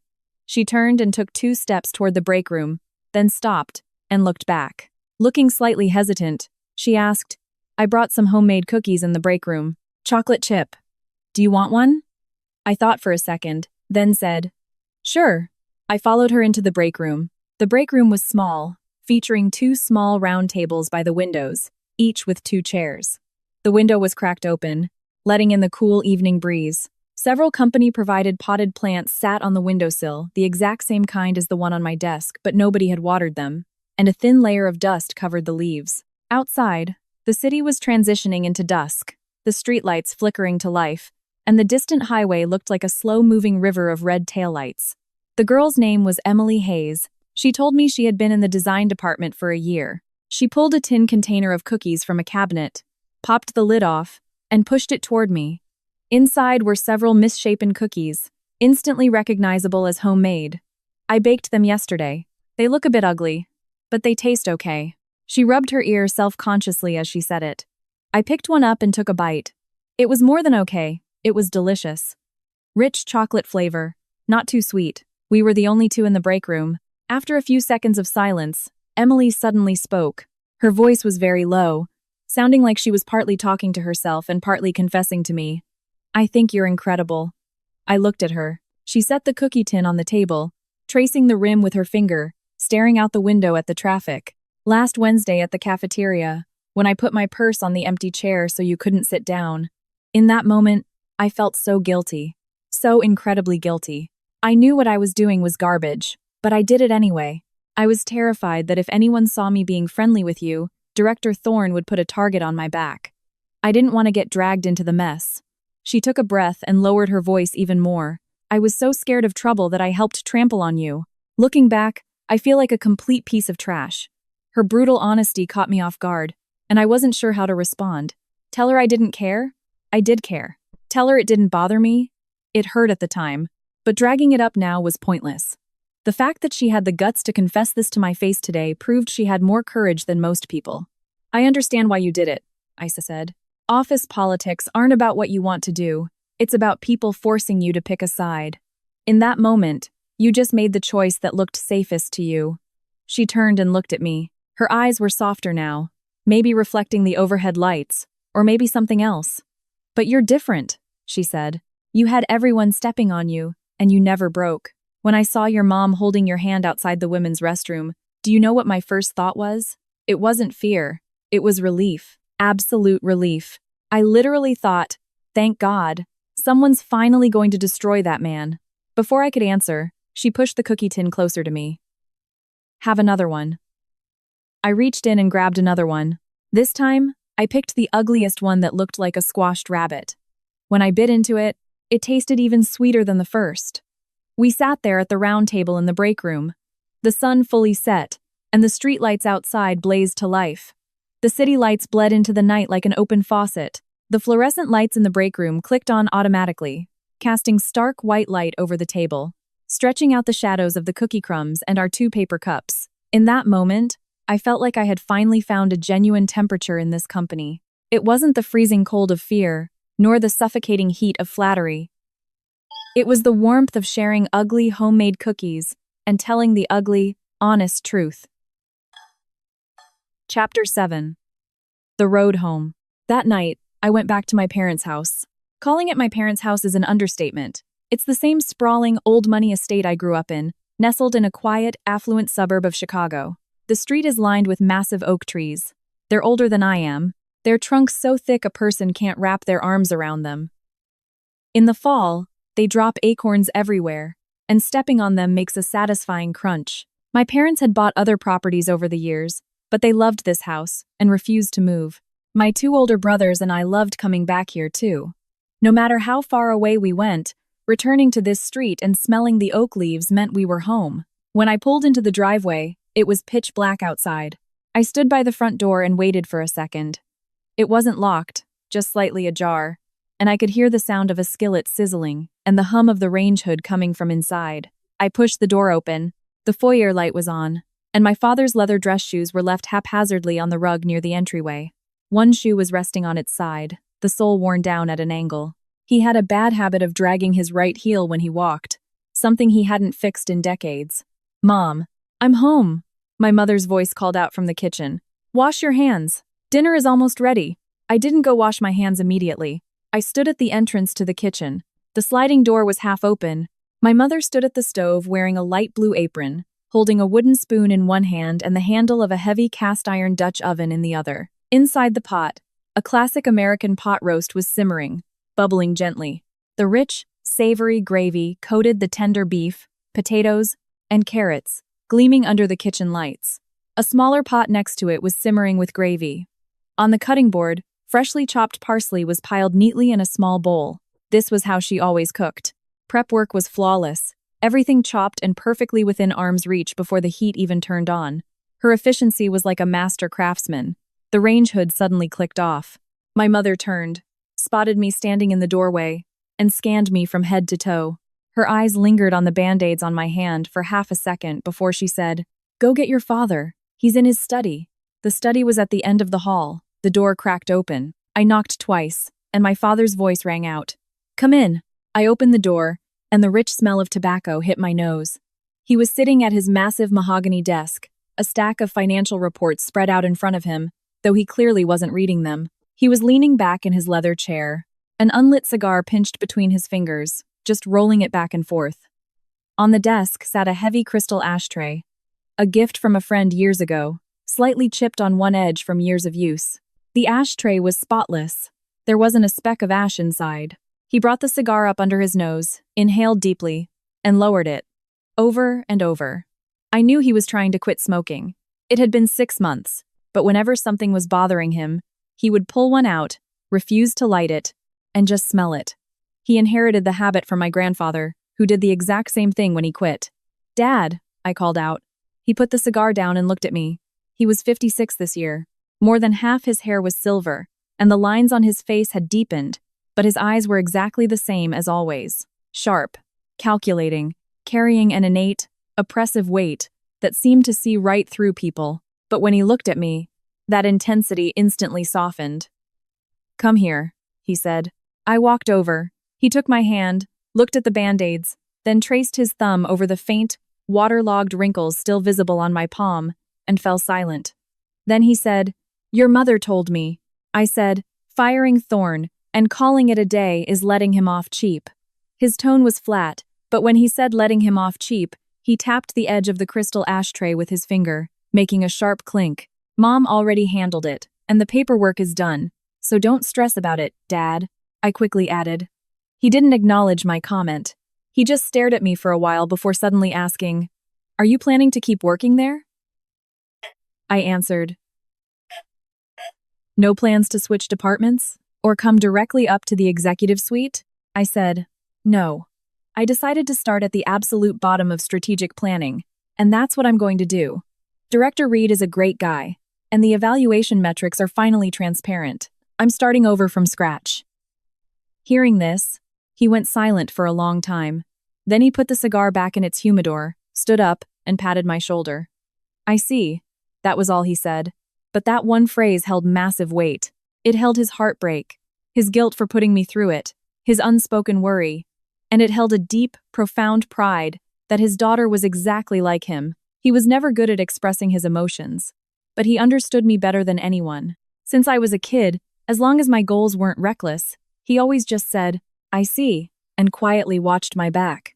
My mother's voice echoed from the dining room. "You two, dinner is ready." The dining table was packed. The pot roast was the centerpiece, the meat so tender it fell apart at the touch of a fork. Next to it were roasted asparagus, glazed carrots, and creamy mashed potatoes. I took a bite of the pot roast. The taste was overwhelmingly nostalgic. The savory richness of the beef, the perfectly seasoned gravy, the soft potatoes. During my years studying abroad, this was the taste I missed the most.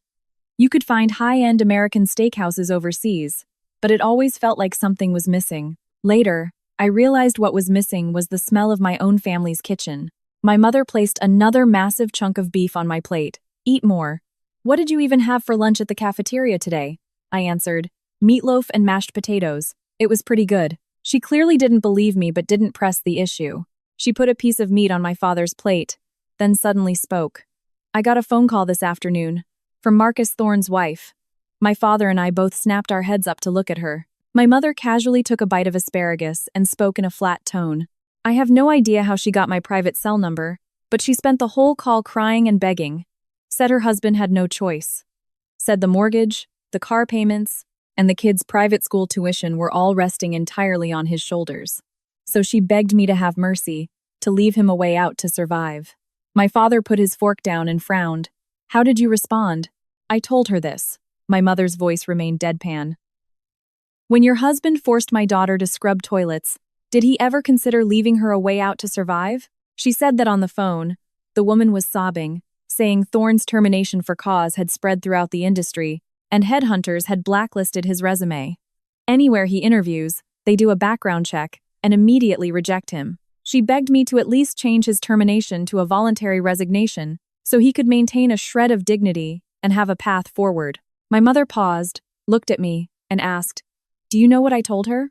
I said, "When your husband sent that transfer email to those 5 employees, did he leave them a path forward? One of them was banished to the warehouse to haul boxes for 2 months, re-ruptured a herniated disc, and is currently bedridden. Did your husband leave that man a path forward?"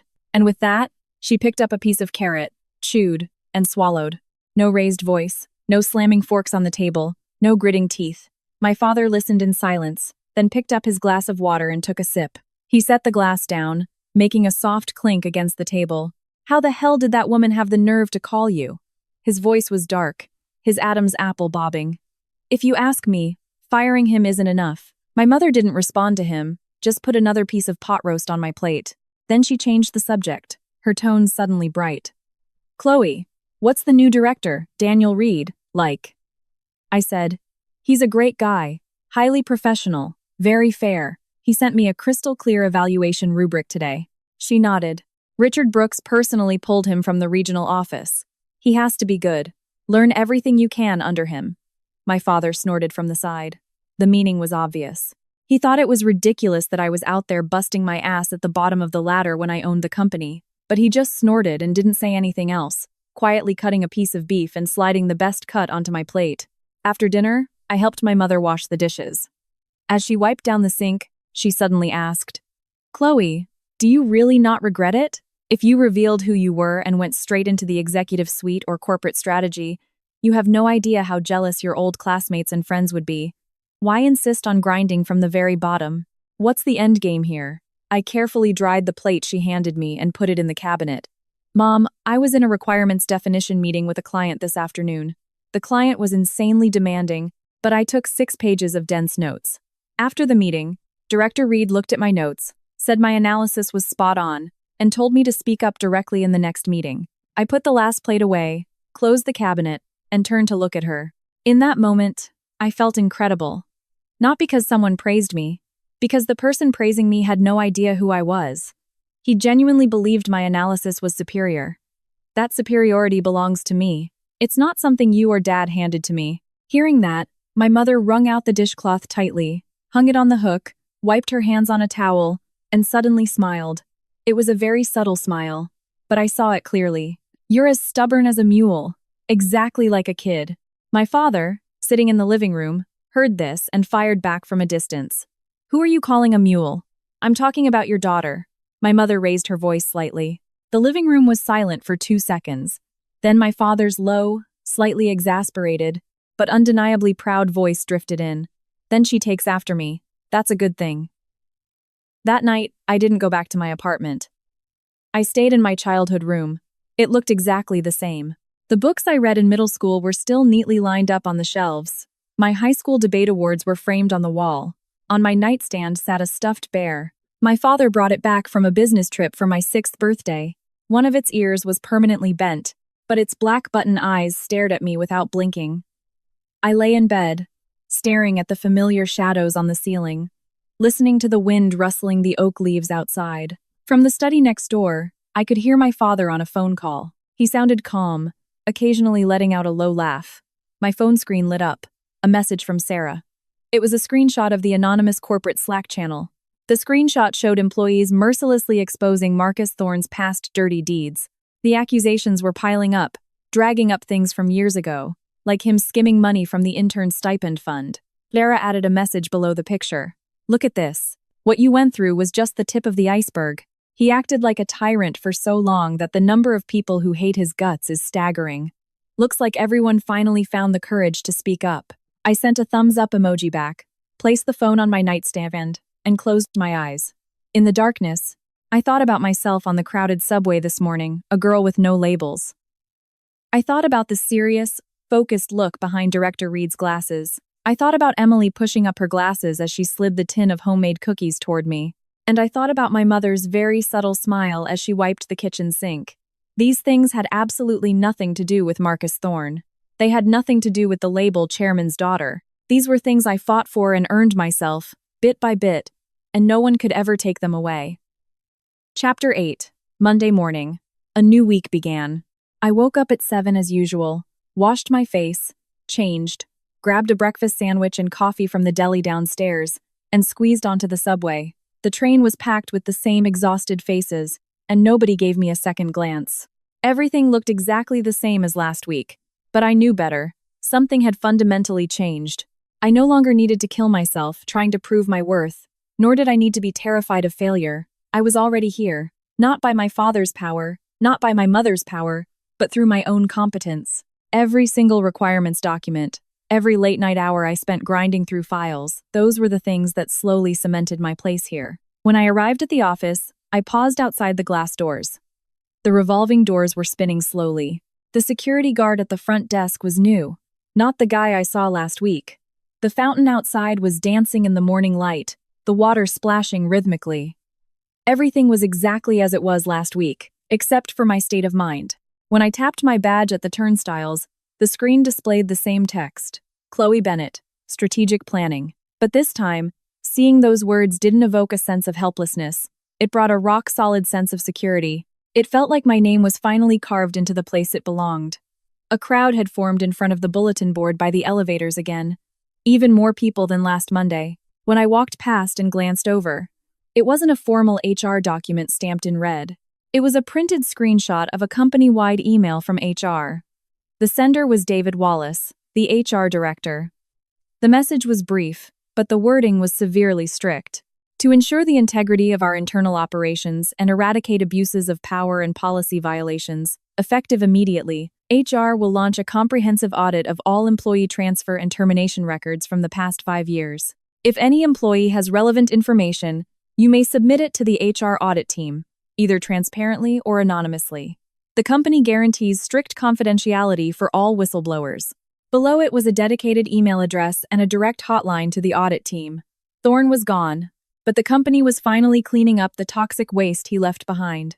What my mother said in the boardroom that day, not because he bullied you, but because he broke the company's rules, wasn't just corporate posturing. She was genuinely intent on rebuilding the system. I looked away and walked toward strategic planning. Passing the break room, I saw Emily washing her coffee mug. She looked up, saw me, and smiled, raising her mug in a silent greeting. Her smile was still a little shy, but far more natural than last Friday. I smiled back and kept walking. The door to strategic planning was open, and most people were already at their desks. When I walked in, nobody was stealthily peeking at me over their monitors like last week. It wasn't that they lost interest. The peak of the shock value had just passed. You can't live in a state of constant shock every single day. Life moves on, and the work doesn't stop. At my desk, both potted plants were thriving. The succulent looked even healthier than last week. Its fleshy leaves plump and a vibrant green. Someone had definitely watered it over the weekend. The amount of water was perfect, just a faint damp ring in the saucer, no standing water. I booted up my laptop. Several unread emails popped up on the screen. The top one was from Director Reed, time-stamped late Sunday night. The man worked through the weekend. The email contained the project schedule for the week. My name was listed under Team 2, assigned to handle a specific module for a mid-sized project. It was foundational work. But it wasn't busy work or making coffee, it was official project responsibility. Reed had added a note next to it. I want you to take the lead on this module. Submit the first draft of the requirements definition by Wednesday EOD. Format template is attached. If you have any questions, ask me anytime. Don't wait until Wednesday. Below that was the company-wide HR email about the transfer audit. Below that was a notification from IT regarding new system permissions. My account had been re-permissioned, granting me full access to the core project management tools and databases. My access level was now identical to the other members of Team 2. I read through all 3 emails, then opened the project schedule Reed sent. I downloaded every single file related to my assigned module and started reading them page by page. There were over 100 pages of documents, dense workflow charts, data tables, client emails, and old requirements specs. It was a massive headache to read. But I didn't mind, because this was what an actual corporate employee was supposed to be doing. Scrubbing floor drains is not work. That is bullying. Finding the hidden flaws in a 100-page project document, that is what real competence looks like. While reading the second requirements doc, I noticed a critical detail. In the initial request, The client explicitly stated they needed the version B data integration API. But in a revision made last month, the API had been quietly swapped to version A, and the changelog had absolutely no justification written for it. I jotted this down in my notebook, flipped back to the previous pages, and cross-referenced the files. The more I read, the more absurd this change looked. Version B was 15% more expensive to implement, but its stability and backward compatibility were vastly superior to version A. The meager cost savings from switching to version A would easily be eclipsed by the massive maintenance costs and system rollbacks it would require later. I highlighted the issue. I plan to bundle the technical docs and cost-benefit analysis into a clean summary and submit it with my Wednesday draft to Director Reed. This time, I wasn't going to bite my tongue and swallow my opinions. At 10:00 a.m., Team 2 had a huddle. There were 5 of us. 1 team lead and 4 members. I was the newest. The team lead was named Kevin Foster. Early 30s. Slim. Spoke fast. But every word had a purpose. When he delegated tasks, he didn't beat around the bush. He explicitly stated who was doing what, by when, and to what standard. When it was my turn, he didn't pause, didn't lower his expectations, and spoke to me exactly the same way he spoke to the others. Chloe, you're on the requirement spec for Module 3. First draft due by EOD Wednesday. This module used to be managed directly by Director Thorne, and the legacy documentation is a complete disaster. You're going to have to rebuild it from the ground up. It's a heavy lift. Can you handle it? I said, I can handle it. He gave me a quick glance, nodded once, and said, good. Then he moved on to the next person. There was no special treatment in this meeting, nor was there any intentional hazing. Kevin's attitude toward me was no different than to an employee who had been here for 6 months. This was exactly what I needed. After the meeting, Kevin asked me to stay behind. I thought he had some specific instructions for the requirements doc, but he closed the conference room door, leaned against the table, and spoke in a slightly uncomfortable tone. Chloe, about what happened last week. I share some of the blame. I looked at him. I'm the lead for Team 2. When Thorne tried to transfer you, I should have stepped in, but I didn't. He took off his glasses, wiped them, and looked at the floor. I'll be honest, I was terrified of the blowback. Marcus Thorne was an incredibly vindictive man. You cross him once, and he holds a grudge for years. I have a family to feed and a mortgage I just signed 2 years ago. I couldn't afford to lose my job, so I looked the other way. He forced the words out, but he was painfully honest. Just like Emily, he didn't make excuses for himself. He just admitted his own cowardice. He wasn't asking for forgiveness. He just wanted to clear the air. He looked up at me. But I want you to know, starting today, I'm not going to give you any special treatment. If you do good work, I'll recognize it. If you screw up, I'll rip into you just like anyone else. With Thorne gone, that's the only fair thing I can offer you. When he said rip into you just like anyone else, his voice grew strong, completely shedding the exhausted man with a mortgage persona from seconds ago. He was a highly professional, rigorous leader. Under a boss like Thorne, his integrity had been suppressed for years. Now that the shackles were off, he just wanted to do pure, honest work. I nodded at him and said, Kevin, the past is the past. Let's focus on what's next. He looked at me, a sharp glint catching the light in his glasses, nodded, and didn't say another word. Back at my desk, I dove right back into the files. Around 11:00 a.m., my phone buzzed. It was my mother. Is your dad's favorite steakhouse still doing takeout tonight? He wants to know if you're coming over. I texted back, not tonight. I have a draft due by Wednesday and a mountain of documents to read. She instantly replied, did you eat lunch yet? I checked the time. 11:45 a.m. The breakfast sandwich was long gone, and my stomach was growling, but I was right in the middle of a critical section of the file and didn't want to break my focus. I texted, going right now. I read 2 more pages before my phone buzzed again. Don't give me that generic going right now. I had Michael pull the cafeteria menu for today. BBQ brisket, mashed potatoes, and green beans. Sounds decent. Go, eat right now, don't skip meals. I was dumbfounded. She had her executive assistant pull the cafeteria menu? How much was she worrying about me? I texted back, understood, put the phone down, and couldn't help but laugh. I grabbed my badge and headed for the cafeteria. Walking past the break room, Emily was walking out holding her tin of cookies. She saw me and asked, "Want to grab lunch together?"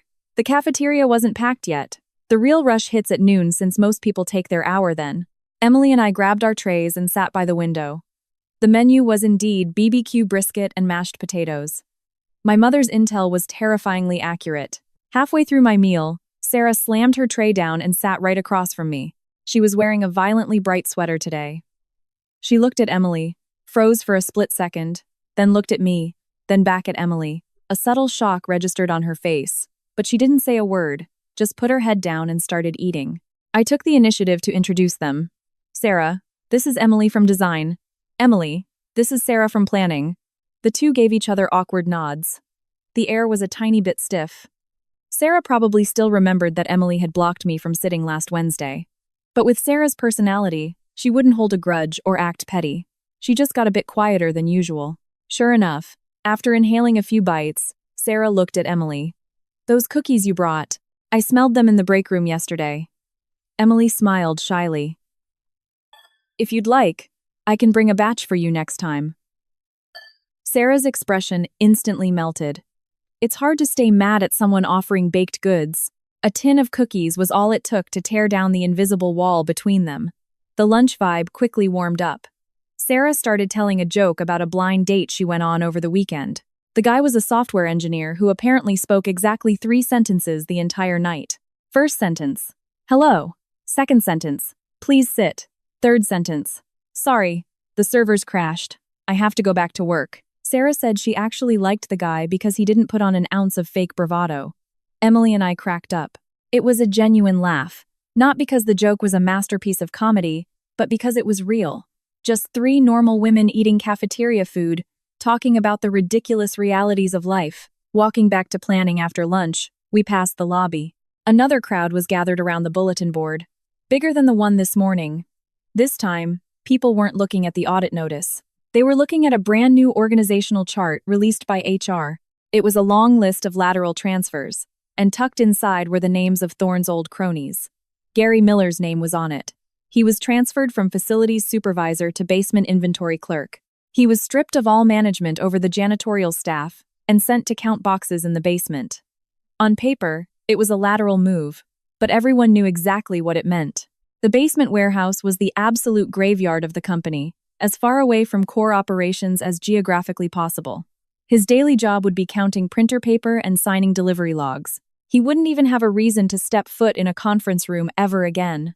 From a powerful supervisor to a glorified stock boy, the drop in status would hurt him worse than a pay cut. But the company didn't fire him.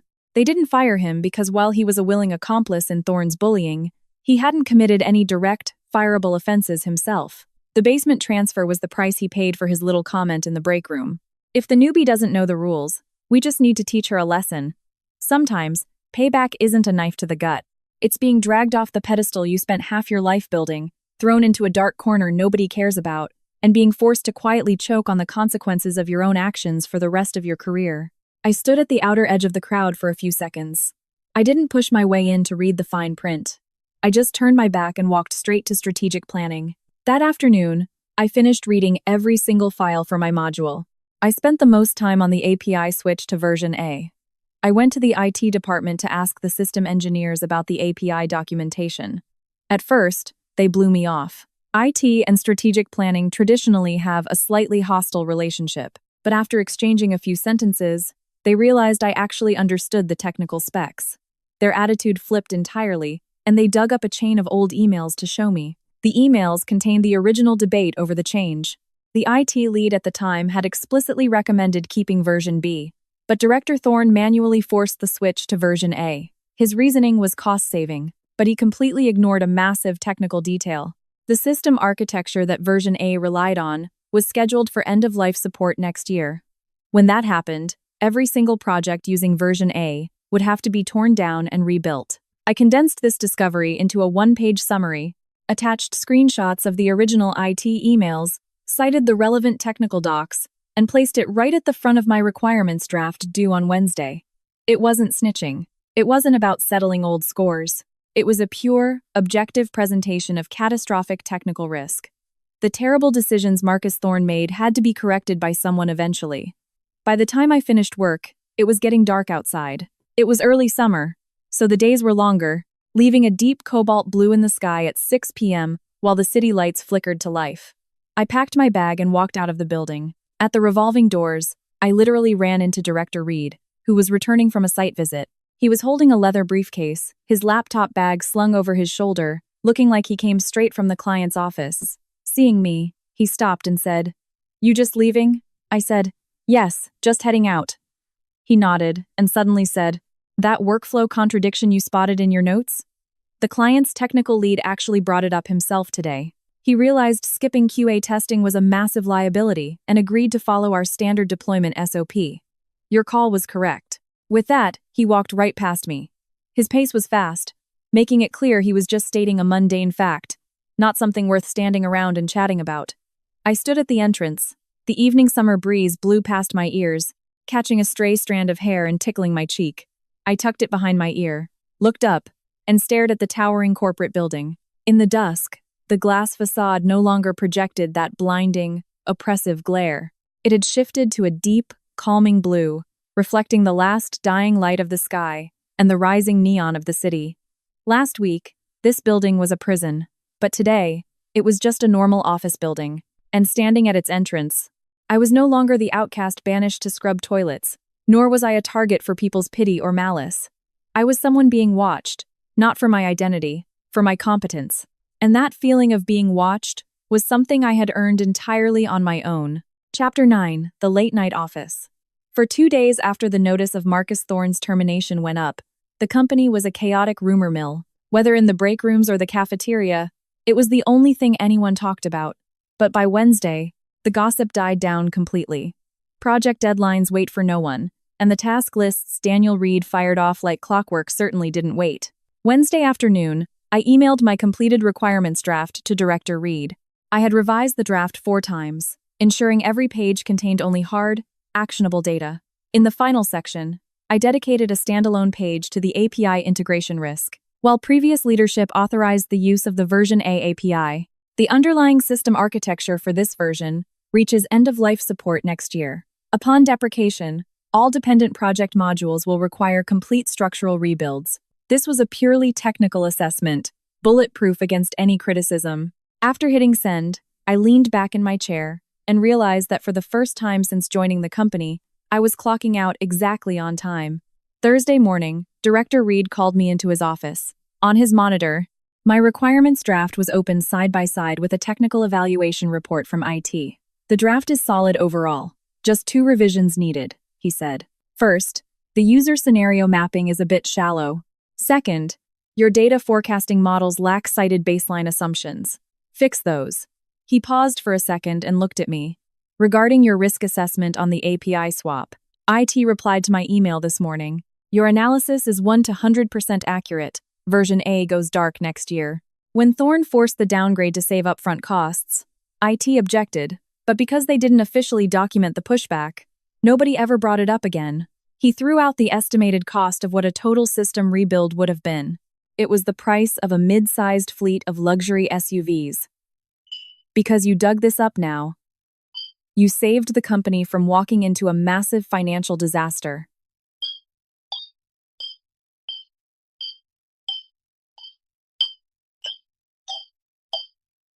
Genuinely not knowing what to say, Reed didn't wait for a response. He handed me a printed copy of my draft.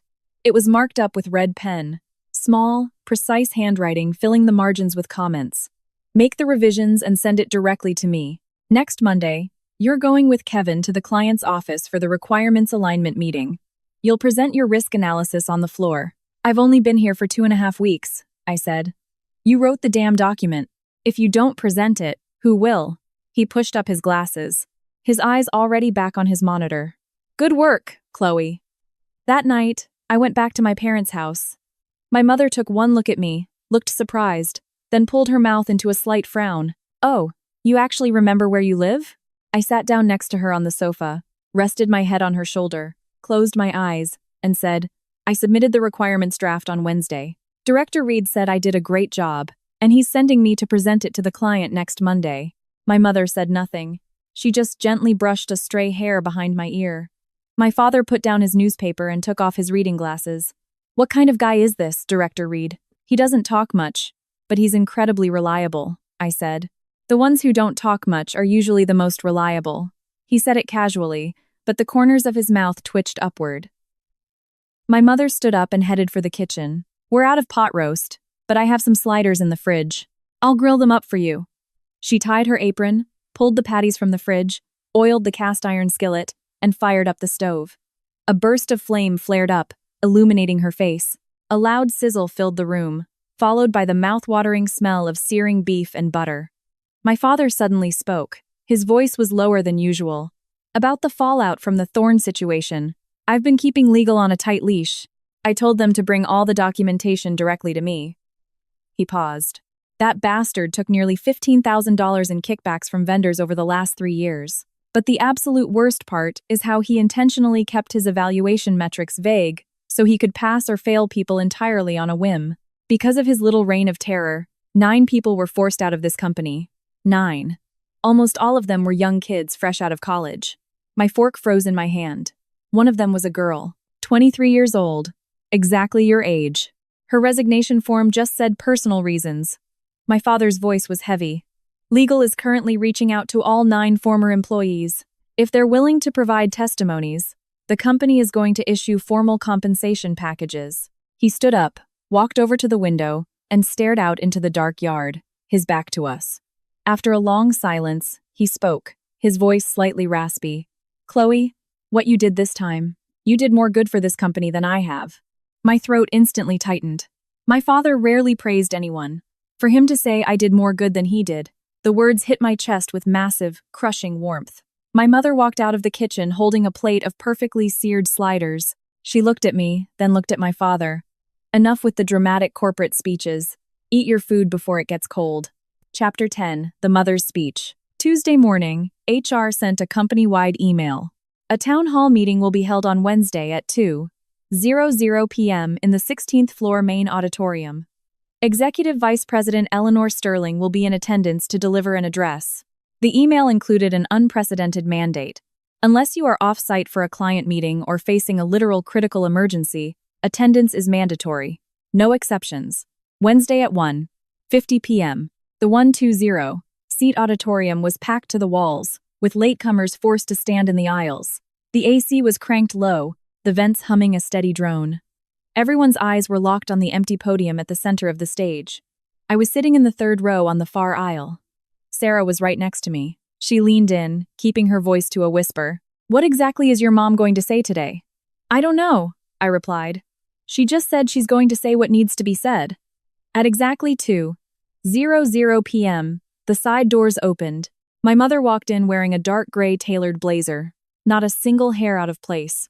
Following closely behind her were HR Director Wallace, Legal Counsel Vance, and VP Brooks. The low hum of gossip in the auditorium vanished instantly. After Wallace gave a brief, clinical intro outlining the purpose of the meeting, my mother stood up. She didn't stand behind the podium. She walked out to the front of the stage, scanned the sea of faces in the crowd, and spoke. I asked you all here today to address a deeply shameful event that occurred within this company.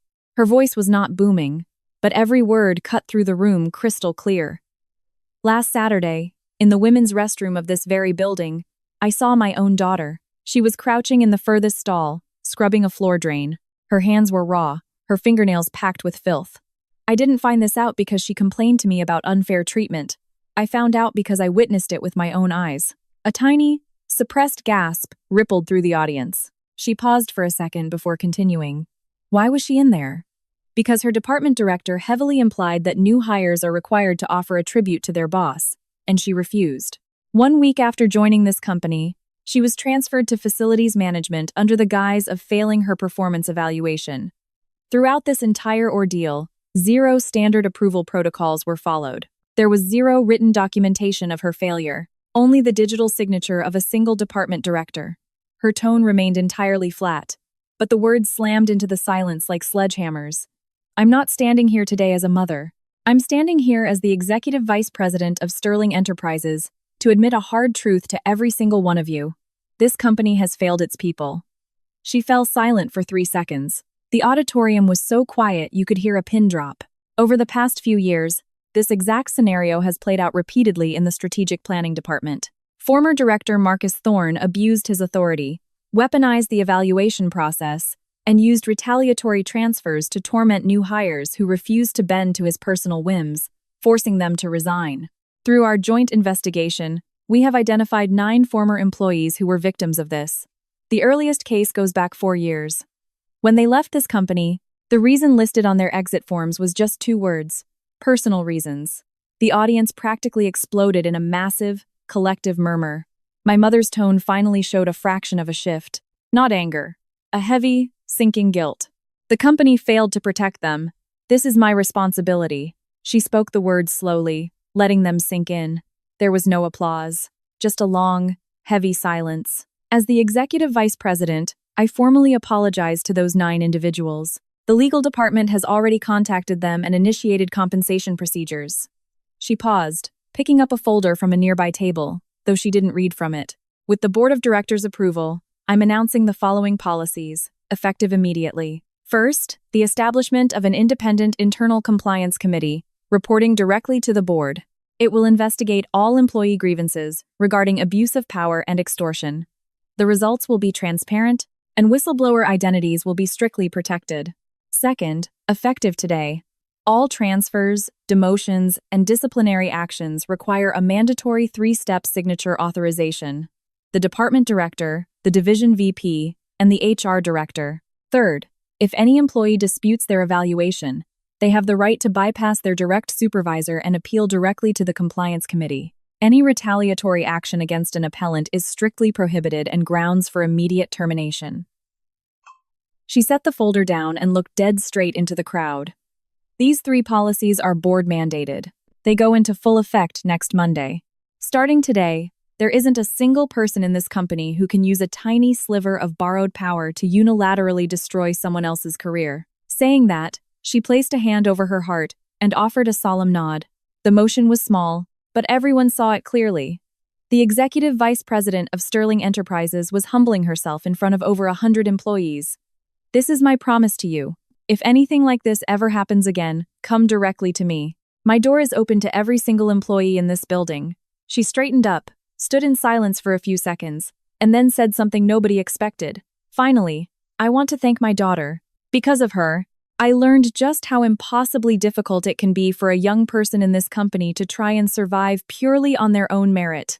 And I learned that this difficulty is something that should never have existed in the first place. She finished speaking, turned, and walked back to her seat. Sarah closed her notebook, her eyes red. Your mom is an absolute force of nature. After the meeting ended, Emily Power walked over to me in the aisle. Her face was tight. She stood in front of me for a moment before suddenly saying, "Those 9 people your mom mentioned, I didn't help a single one of them. When Director Thorne was here, just to protect myself, I couldn't even show them a tiny ounce of kindness." She dropped that sentence, turned, and practically ran away. In the break room, Gary Miller, or Gary the basement clerk, as he should now be called, was sitting alone in the corner. An entirely cold cup of coffee sat in front of him, and he was mindlessly tracing the rim with his finger. He was already down in the warehouse managing printer toner. This ending was the direct result of every step he had taken. Up in strategic planning, Director Reed was at the whiteboard drawing out schedule flows. He looked back at me once. I watched your mom's speech on the internal live stream. Those 3 new policies actually solve the root issues, especially the compliance committee. If we had that committee years ago, a guy like Thorne wouldn't have survived 12 months. I opened my email. There was a new message from HR, attaching the committee bylaws, the new HR approval workflow, and the appeal procedures. The sender was stamped with the company's official seal, effective next Monday. My mother kept her promise. Chapter 11. Evidence. The atmosphere in the company changed overnight after the compliance committee was established. Grievances that used to only be whispered in the shadows immediately surfaced. The first complaint email hit the inbox on the day the committee launched. The first person thrown to the wolves was a low-level manager in administration named Miller, not Gary, another one. He had been using the janitorial staff to run his personal errands. 5 cleaning ladies co-signed the complaint. The audit team accepted it that day, and 3 days later, the verdict was blasted out. a pay doc, and immediate removal from a management role. Sarah read the notice out loud during lunch, slamming her phone on the table. This is what it means to be treated like a human being. If you don't screw me over, I won't screw you over. If you bully people, you pay the price. It's such a simple concept, but it took a literal compliance committee to make it a reality in this building. Friday afternoon, Robert Vance from legal sent me a text. He asked if I had any digital footprint or records from my second day. When I knocked on Thorne's door, I scrolled through my text history and found the message I had sent my mother. Senior coworkers told me to buy the boss a fancy welcome gift. I asked him when he was free, and he just blew me off. Guess he isn't thrilled. Timestamp: 3:42 p.m. I screenshotted it and sent it to Vance. He then asked if I could get my mother to provide the call logs from our FaceTime that night. 20 minutes later, Michael the assistant sent over the screenshot. 8:17 p.m. Call duration: 1 minutes. Vance's reply was a single line. Thank you for your cooperation. This is more than enough. It wasn't until the following Monday that I heard the full story from Sarah. Apparently, Marcus Thorne refused to accept his termination. He hired a lawyer and sent a cease and desist, wrongful termination letter to the company. He claimed the disciplinary process was illegal, the allegations were baseless, and he demanded his job back, his reputation restored, and massive financial damages. Robert Vance had simply reorganized the investigation files, using a strict timeline to completely obliterate Thorne's claims. The exact time I joined the company, the exact time he refused the lunch invitation, the exact time his attitude toward me turned hostile, the exact timestamp of the transfer email, the irrefutable proof of the forged evaluation, the text message Gary Miller received ordering him to add more shifts, the exact time my mother arrived at the building, and the sworn testimonies of 9 former employees. Every single event had a timestamp and hard evidence. The text messages and call logs I provided were the critical anchors for the first half of that timeline. The entire sequence from him deciding I didn't know the rules to the retaliatory transfer, including motive, action, and result, was connected in one unbreakable chain. According to a young paralegal in legal who later gossiped with Sarah, after Vance sent that evidence packet to Thorne's lawyer, the guy went dead silent for 5 days. On the 6th day, he formally withdrew the lawsuit. Thorne's LinkedIn was wiped clean, his profile picture replaced with a generic gray silhouette. Sarah was practically vibrating with excitement as she recounted the story. But seeing my lack of reaction, she looked a bit annoyed. Are you not thrilled? I chewed on a piece of fried chicken from the cafeteria, thought for a second, and said, It's not that I'm not happy, but this is exactly what he was supposed to face. The law doesn't protect people who do bad things. It's just that, until now, nobody ever had the power to push it this far. Sarah poked at her rice with her fork, looking thoughtful. You're right. Nobody pushed it, because the victims never had the leverage. It was just extremely bad luck for him that he stepped on your particular landmine. She aggressively scooped a piece of her chicken onto my plate. Eat up. You have that big meeting with Director Reed this afternoon, right? That night, Director Reed held a retrospective meeting for Team 2. He drew workflow improvements on the whiteboard and said, The company has a compliance committee to handle the massive problems, but strategic planning needs its own system to manage the small ones. As the meeting ended, he put down the marker and said something that burned itself into my memory. Systems are rigid, but humans are alive. A rigid system can't completely chain the malice of a living human, but a living human can breathe life into a system and make it work. When I got back to my apartment, my mother called. She spoke in an incredibly casual tone, like we were just gossiping. Did Robert Vance tell you about that lawsuit Thorne tried to file? I said. I heard from a coworker. If he had just taken the L and walked away, it wouldn't have gotten this ugly. He thrashed around and ended up burning his own final bridge. She went silent for a moment. Through the phone, I could hear the faint creaking of the old antique furniture in the house. Chloe, she said, you really have grown up. Chapter 12, Full-Time. On the exact day I hit my 1-month mark at the company, I passed my probation. HR sent an email titled, Notice of Full-Time Employment for Chloe Bennett. Attached was the approval form. It had team lead Kevin Foster's signature, director Daniel Reed's signature, and HR director David Wallace's digital seal. 3 signatures. Strictly by the new rules. Not a single one missing. I stared at the email for about 30 seconds, then went straight back to organizing project files. The project I was consulting on was hitting a critical crunch phase, and I didn't have time to sit around feeling emotional. At noon, I went to the cafeteria. Sarah slammed her tray down and took the seat directly across from me. Past probation. Huh? HR posted it on the intranet. You're buying us fajitas and margaritas tonight. I'm not letting you off the hook. Emily popped her head out from the next table over and asked timidly, Can I come too? Sarah side-eyed her and said, Fine. But you owe us cookies, the chocolate chip ones from last time. Emily nodded furiously, her eyes crinkling into a massive smile. All three of us laughed. When I got back to my desk in the afternoon, there was something unfamiliar sitting there. A gray fabric binder with a sticky note on the cover. It was Director Reed's handwriting. Chloe, congratulations on passing probation. Keep up the good work, Daniel. I grabbed the binder and went to his office to thank him. He pushed up his glasses and said, Don't mention it. I bought too many of those a while back and had spares lying around. I almost burst out laughing. I knew he was saying that on purpose. He paused, his tone turning serious. Passing probation is just the starting line. How far you go in this place is entirely up to you now. After work, we went to an old, bustling Tex-Mex joint tucked in an alley behind the office park. The storefront was entirely unassuming, and half the neon sign was burnt out, so it just said, Mex. When the fajitas arrived, the cast iron skillet was popping and sizzling, the smell of charred peppers, onions, and grilled steak filling the air. Emily couldn't handle the spice. Her eyes were watering as she blew her nose, but she kept shoving tortillas into her mouth. Sarah handed her a napkin, looking exasperated. We're just eating fajitas. Why do you look like you just ran a marathon? We talked about everything. The recent changes in the company, the new complaints the compliance committee was taking on, and exactly how late Director Reed was staying at the office every night. As the margaritas flowed, Emily's face turned bright red, and she suddenly grew a spine, spilling story after story of the insane, tyrannical garbage Marcus Thorne used to pull. Sarah, scooping a piece of steak onto my plate, suddenly got serious.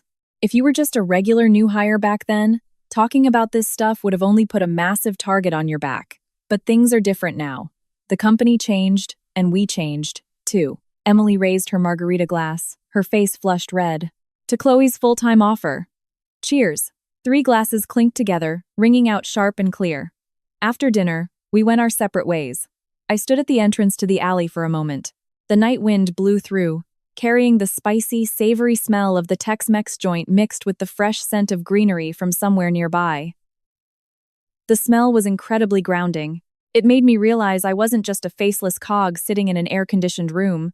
I was living my own actual life in a living, breathing city. When I got home, I called my mother. She was quiet for 2 seconds on the other end. If your father hears this, he's going to say that line again. I asked, What line? She takes after me. She let out a soft laugh. Well, passing probation is great, but don't let it get to your head. You've only just crossed the starting line. I hung up the phone and sat on the edge of my bed, looking around the small studio apartment I had lived in for a few weeks. I noticed my suitcase was still sitting in the corner, unpacked. I had left it there because I wanted to be ready to leave at a moment's notice. I stood up, laid the suitcase flat, took out every piece of clothing one by one, folded them, and put them in the closet. The empty suitcase got shoved under the bed. It was a tiny action, but it meant everything. I didn't need to be prepared to run away anymore. I was staying. The next morning, I woke up at 7 and took the subway to work. The train was packed with the exact same people, and nobody gave me a second glance. Everything looked exactly the same as yesterday, but I knew something had changed. I no longer needed to kill myself trying to prove I belonged, nor did I need to live in fear of failing. I was already here, not because of my father's power, not because of my mother's power, but because of my own. Every single requirements spec, every meeting minute, every late night grinding through documents. Those were the things that, piece by piece, earned me my place. Chapter 13. A Father's Decision. On my first weekend as an official full-time employee, I went back to my parents' house. The sun was warm, and the massive oak trees cast deep, dark green shadows over the lawn. The ground was littered with acorns, crunching loudly under my shoes. My mother was in the kitchen making pot roast again. The rich smell of savory gravy drifted through the crack in the door and down the hallway. My father was on the patio, watering the plants. He was holding a green watering can he had owned for a decade, moving from pot to pot, watering them slowly and deliberately. When he finished and came back into the living room, he sat next to me. He was silent for 2 seconds before saying, "Heard you passed probation." "Yeah. It became official on Monday." He nodded, leaning back against the sofa. He stared at the potted plants out on the patio for a long time before speaking again. "I've decided to step down early." I was stunned for a second. His hair was even whiter than the last time I saw him, the temples almost completely silver, but his tone was incredibly peaceful. "I used to think this company would collapse without me, that I had to have my eyes on every single detail to keep it running. But over the last few months, watching what you've been doing down in the trenches, watching how that Director Reed guy runs his team, and looking at those new policies your mother put in place, I realized something. The company will run just fine without me. Hell, it might even run better." He turned to face me, the corners of his mouth lifting slightly. "You're more capable than I am. Your mother is more capable than I am. I sat in that chair for too long. There were so many things I became blind to. Not only did you guys see them, but you actually fixed them." "Dad, don't talk like that."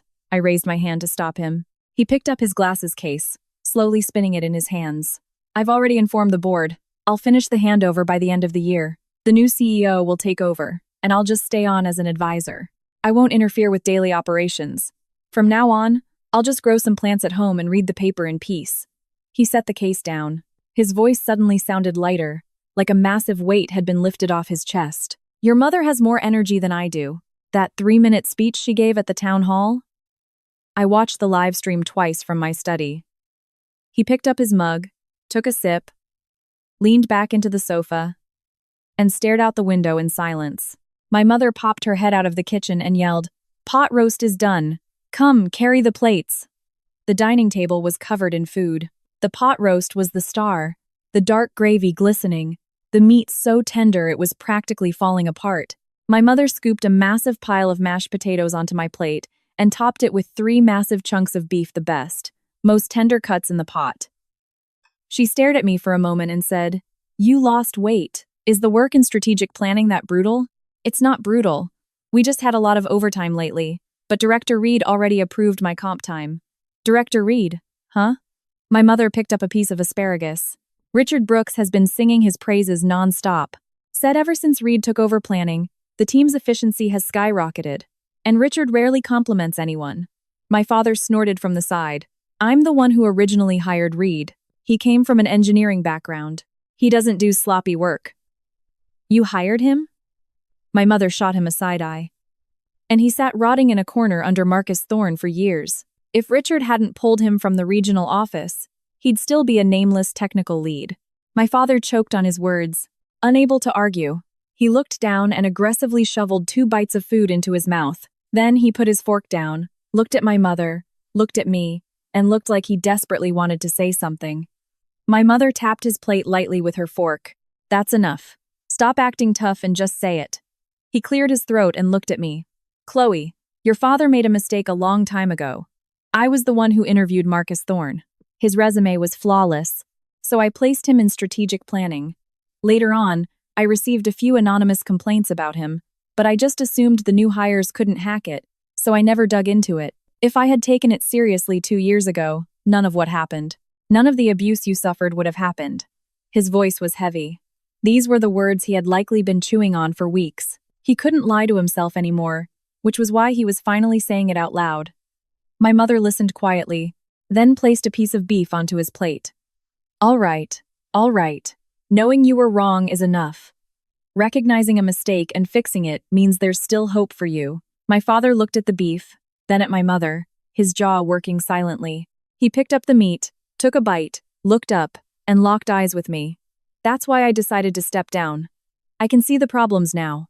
It's time to hand it over to people like you to fix them." After dinner, I helped clear the table. While I was washing the dishes, my mother was taking down the range hood filter, soaking it in the sink. She scrubbed it slowly with a brush and said, "Your father has been thinking about this for at least 6 months. He didn't decide to quit just because of what happened to you. But what happened to you was definitely the catalyst that pushed him over the edge. Humans are just like that. Knowing something is wrong is one thing. Seeing it with your own eyes carries a completely different weight." She flipped the filter over, kept scrubbing, and the corners of her mouth curled up slightly.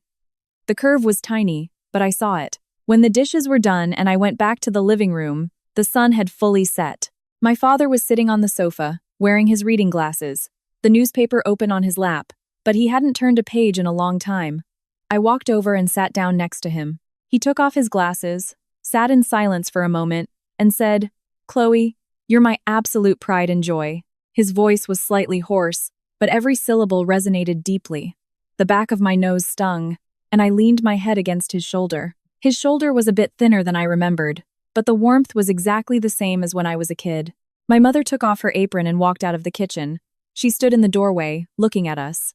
Her eyes were a little red, but she was smiling. She walked over, sat on my father's other side, and placed her hand over his. On her ring finger, her classic, old-fashioned wedding band caught the light. The gold was worn round from decades of friction, giving off a dull, enduring shine. Outside the window, the shadows of the oak trees swayed gently in the wind. The old grandfather clock on the wall ticked steadily.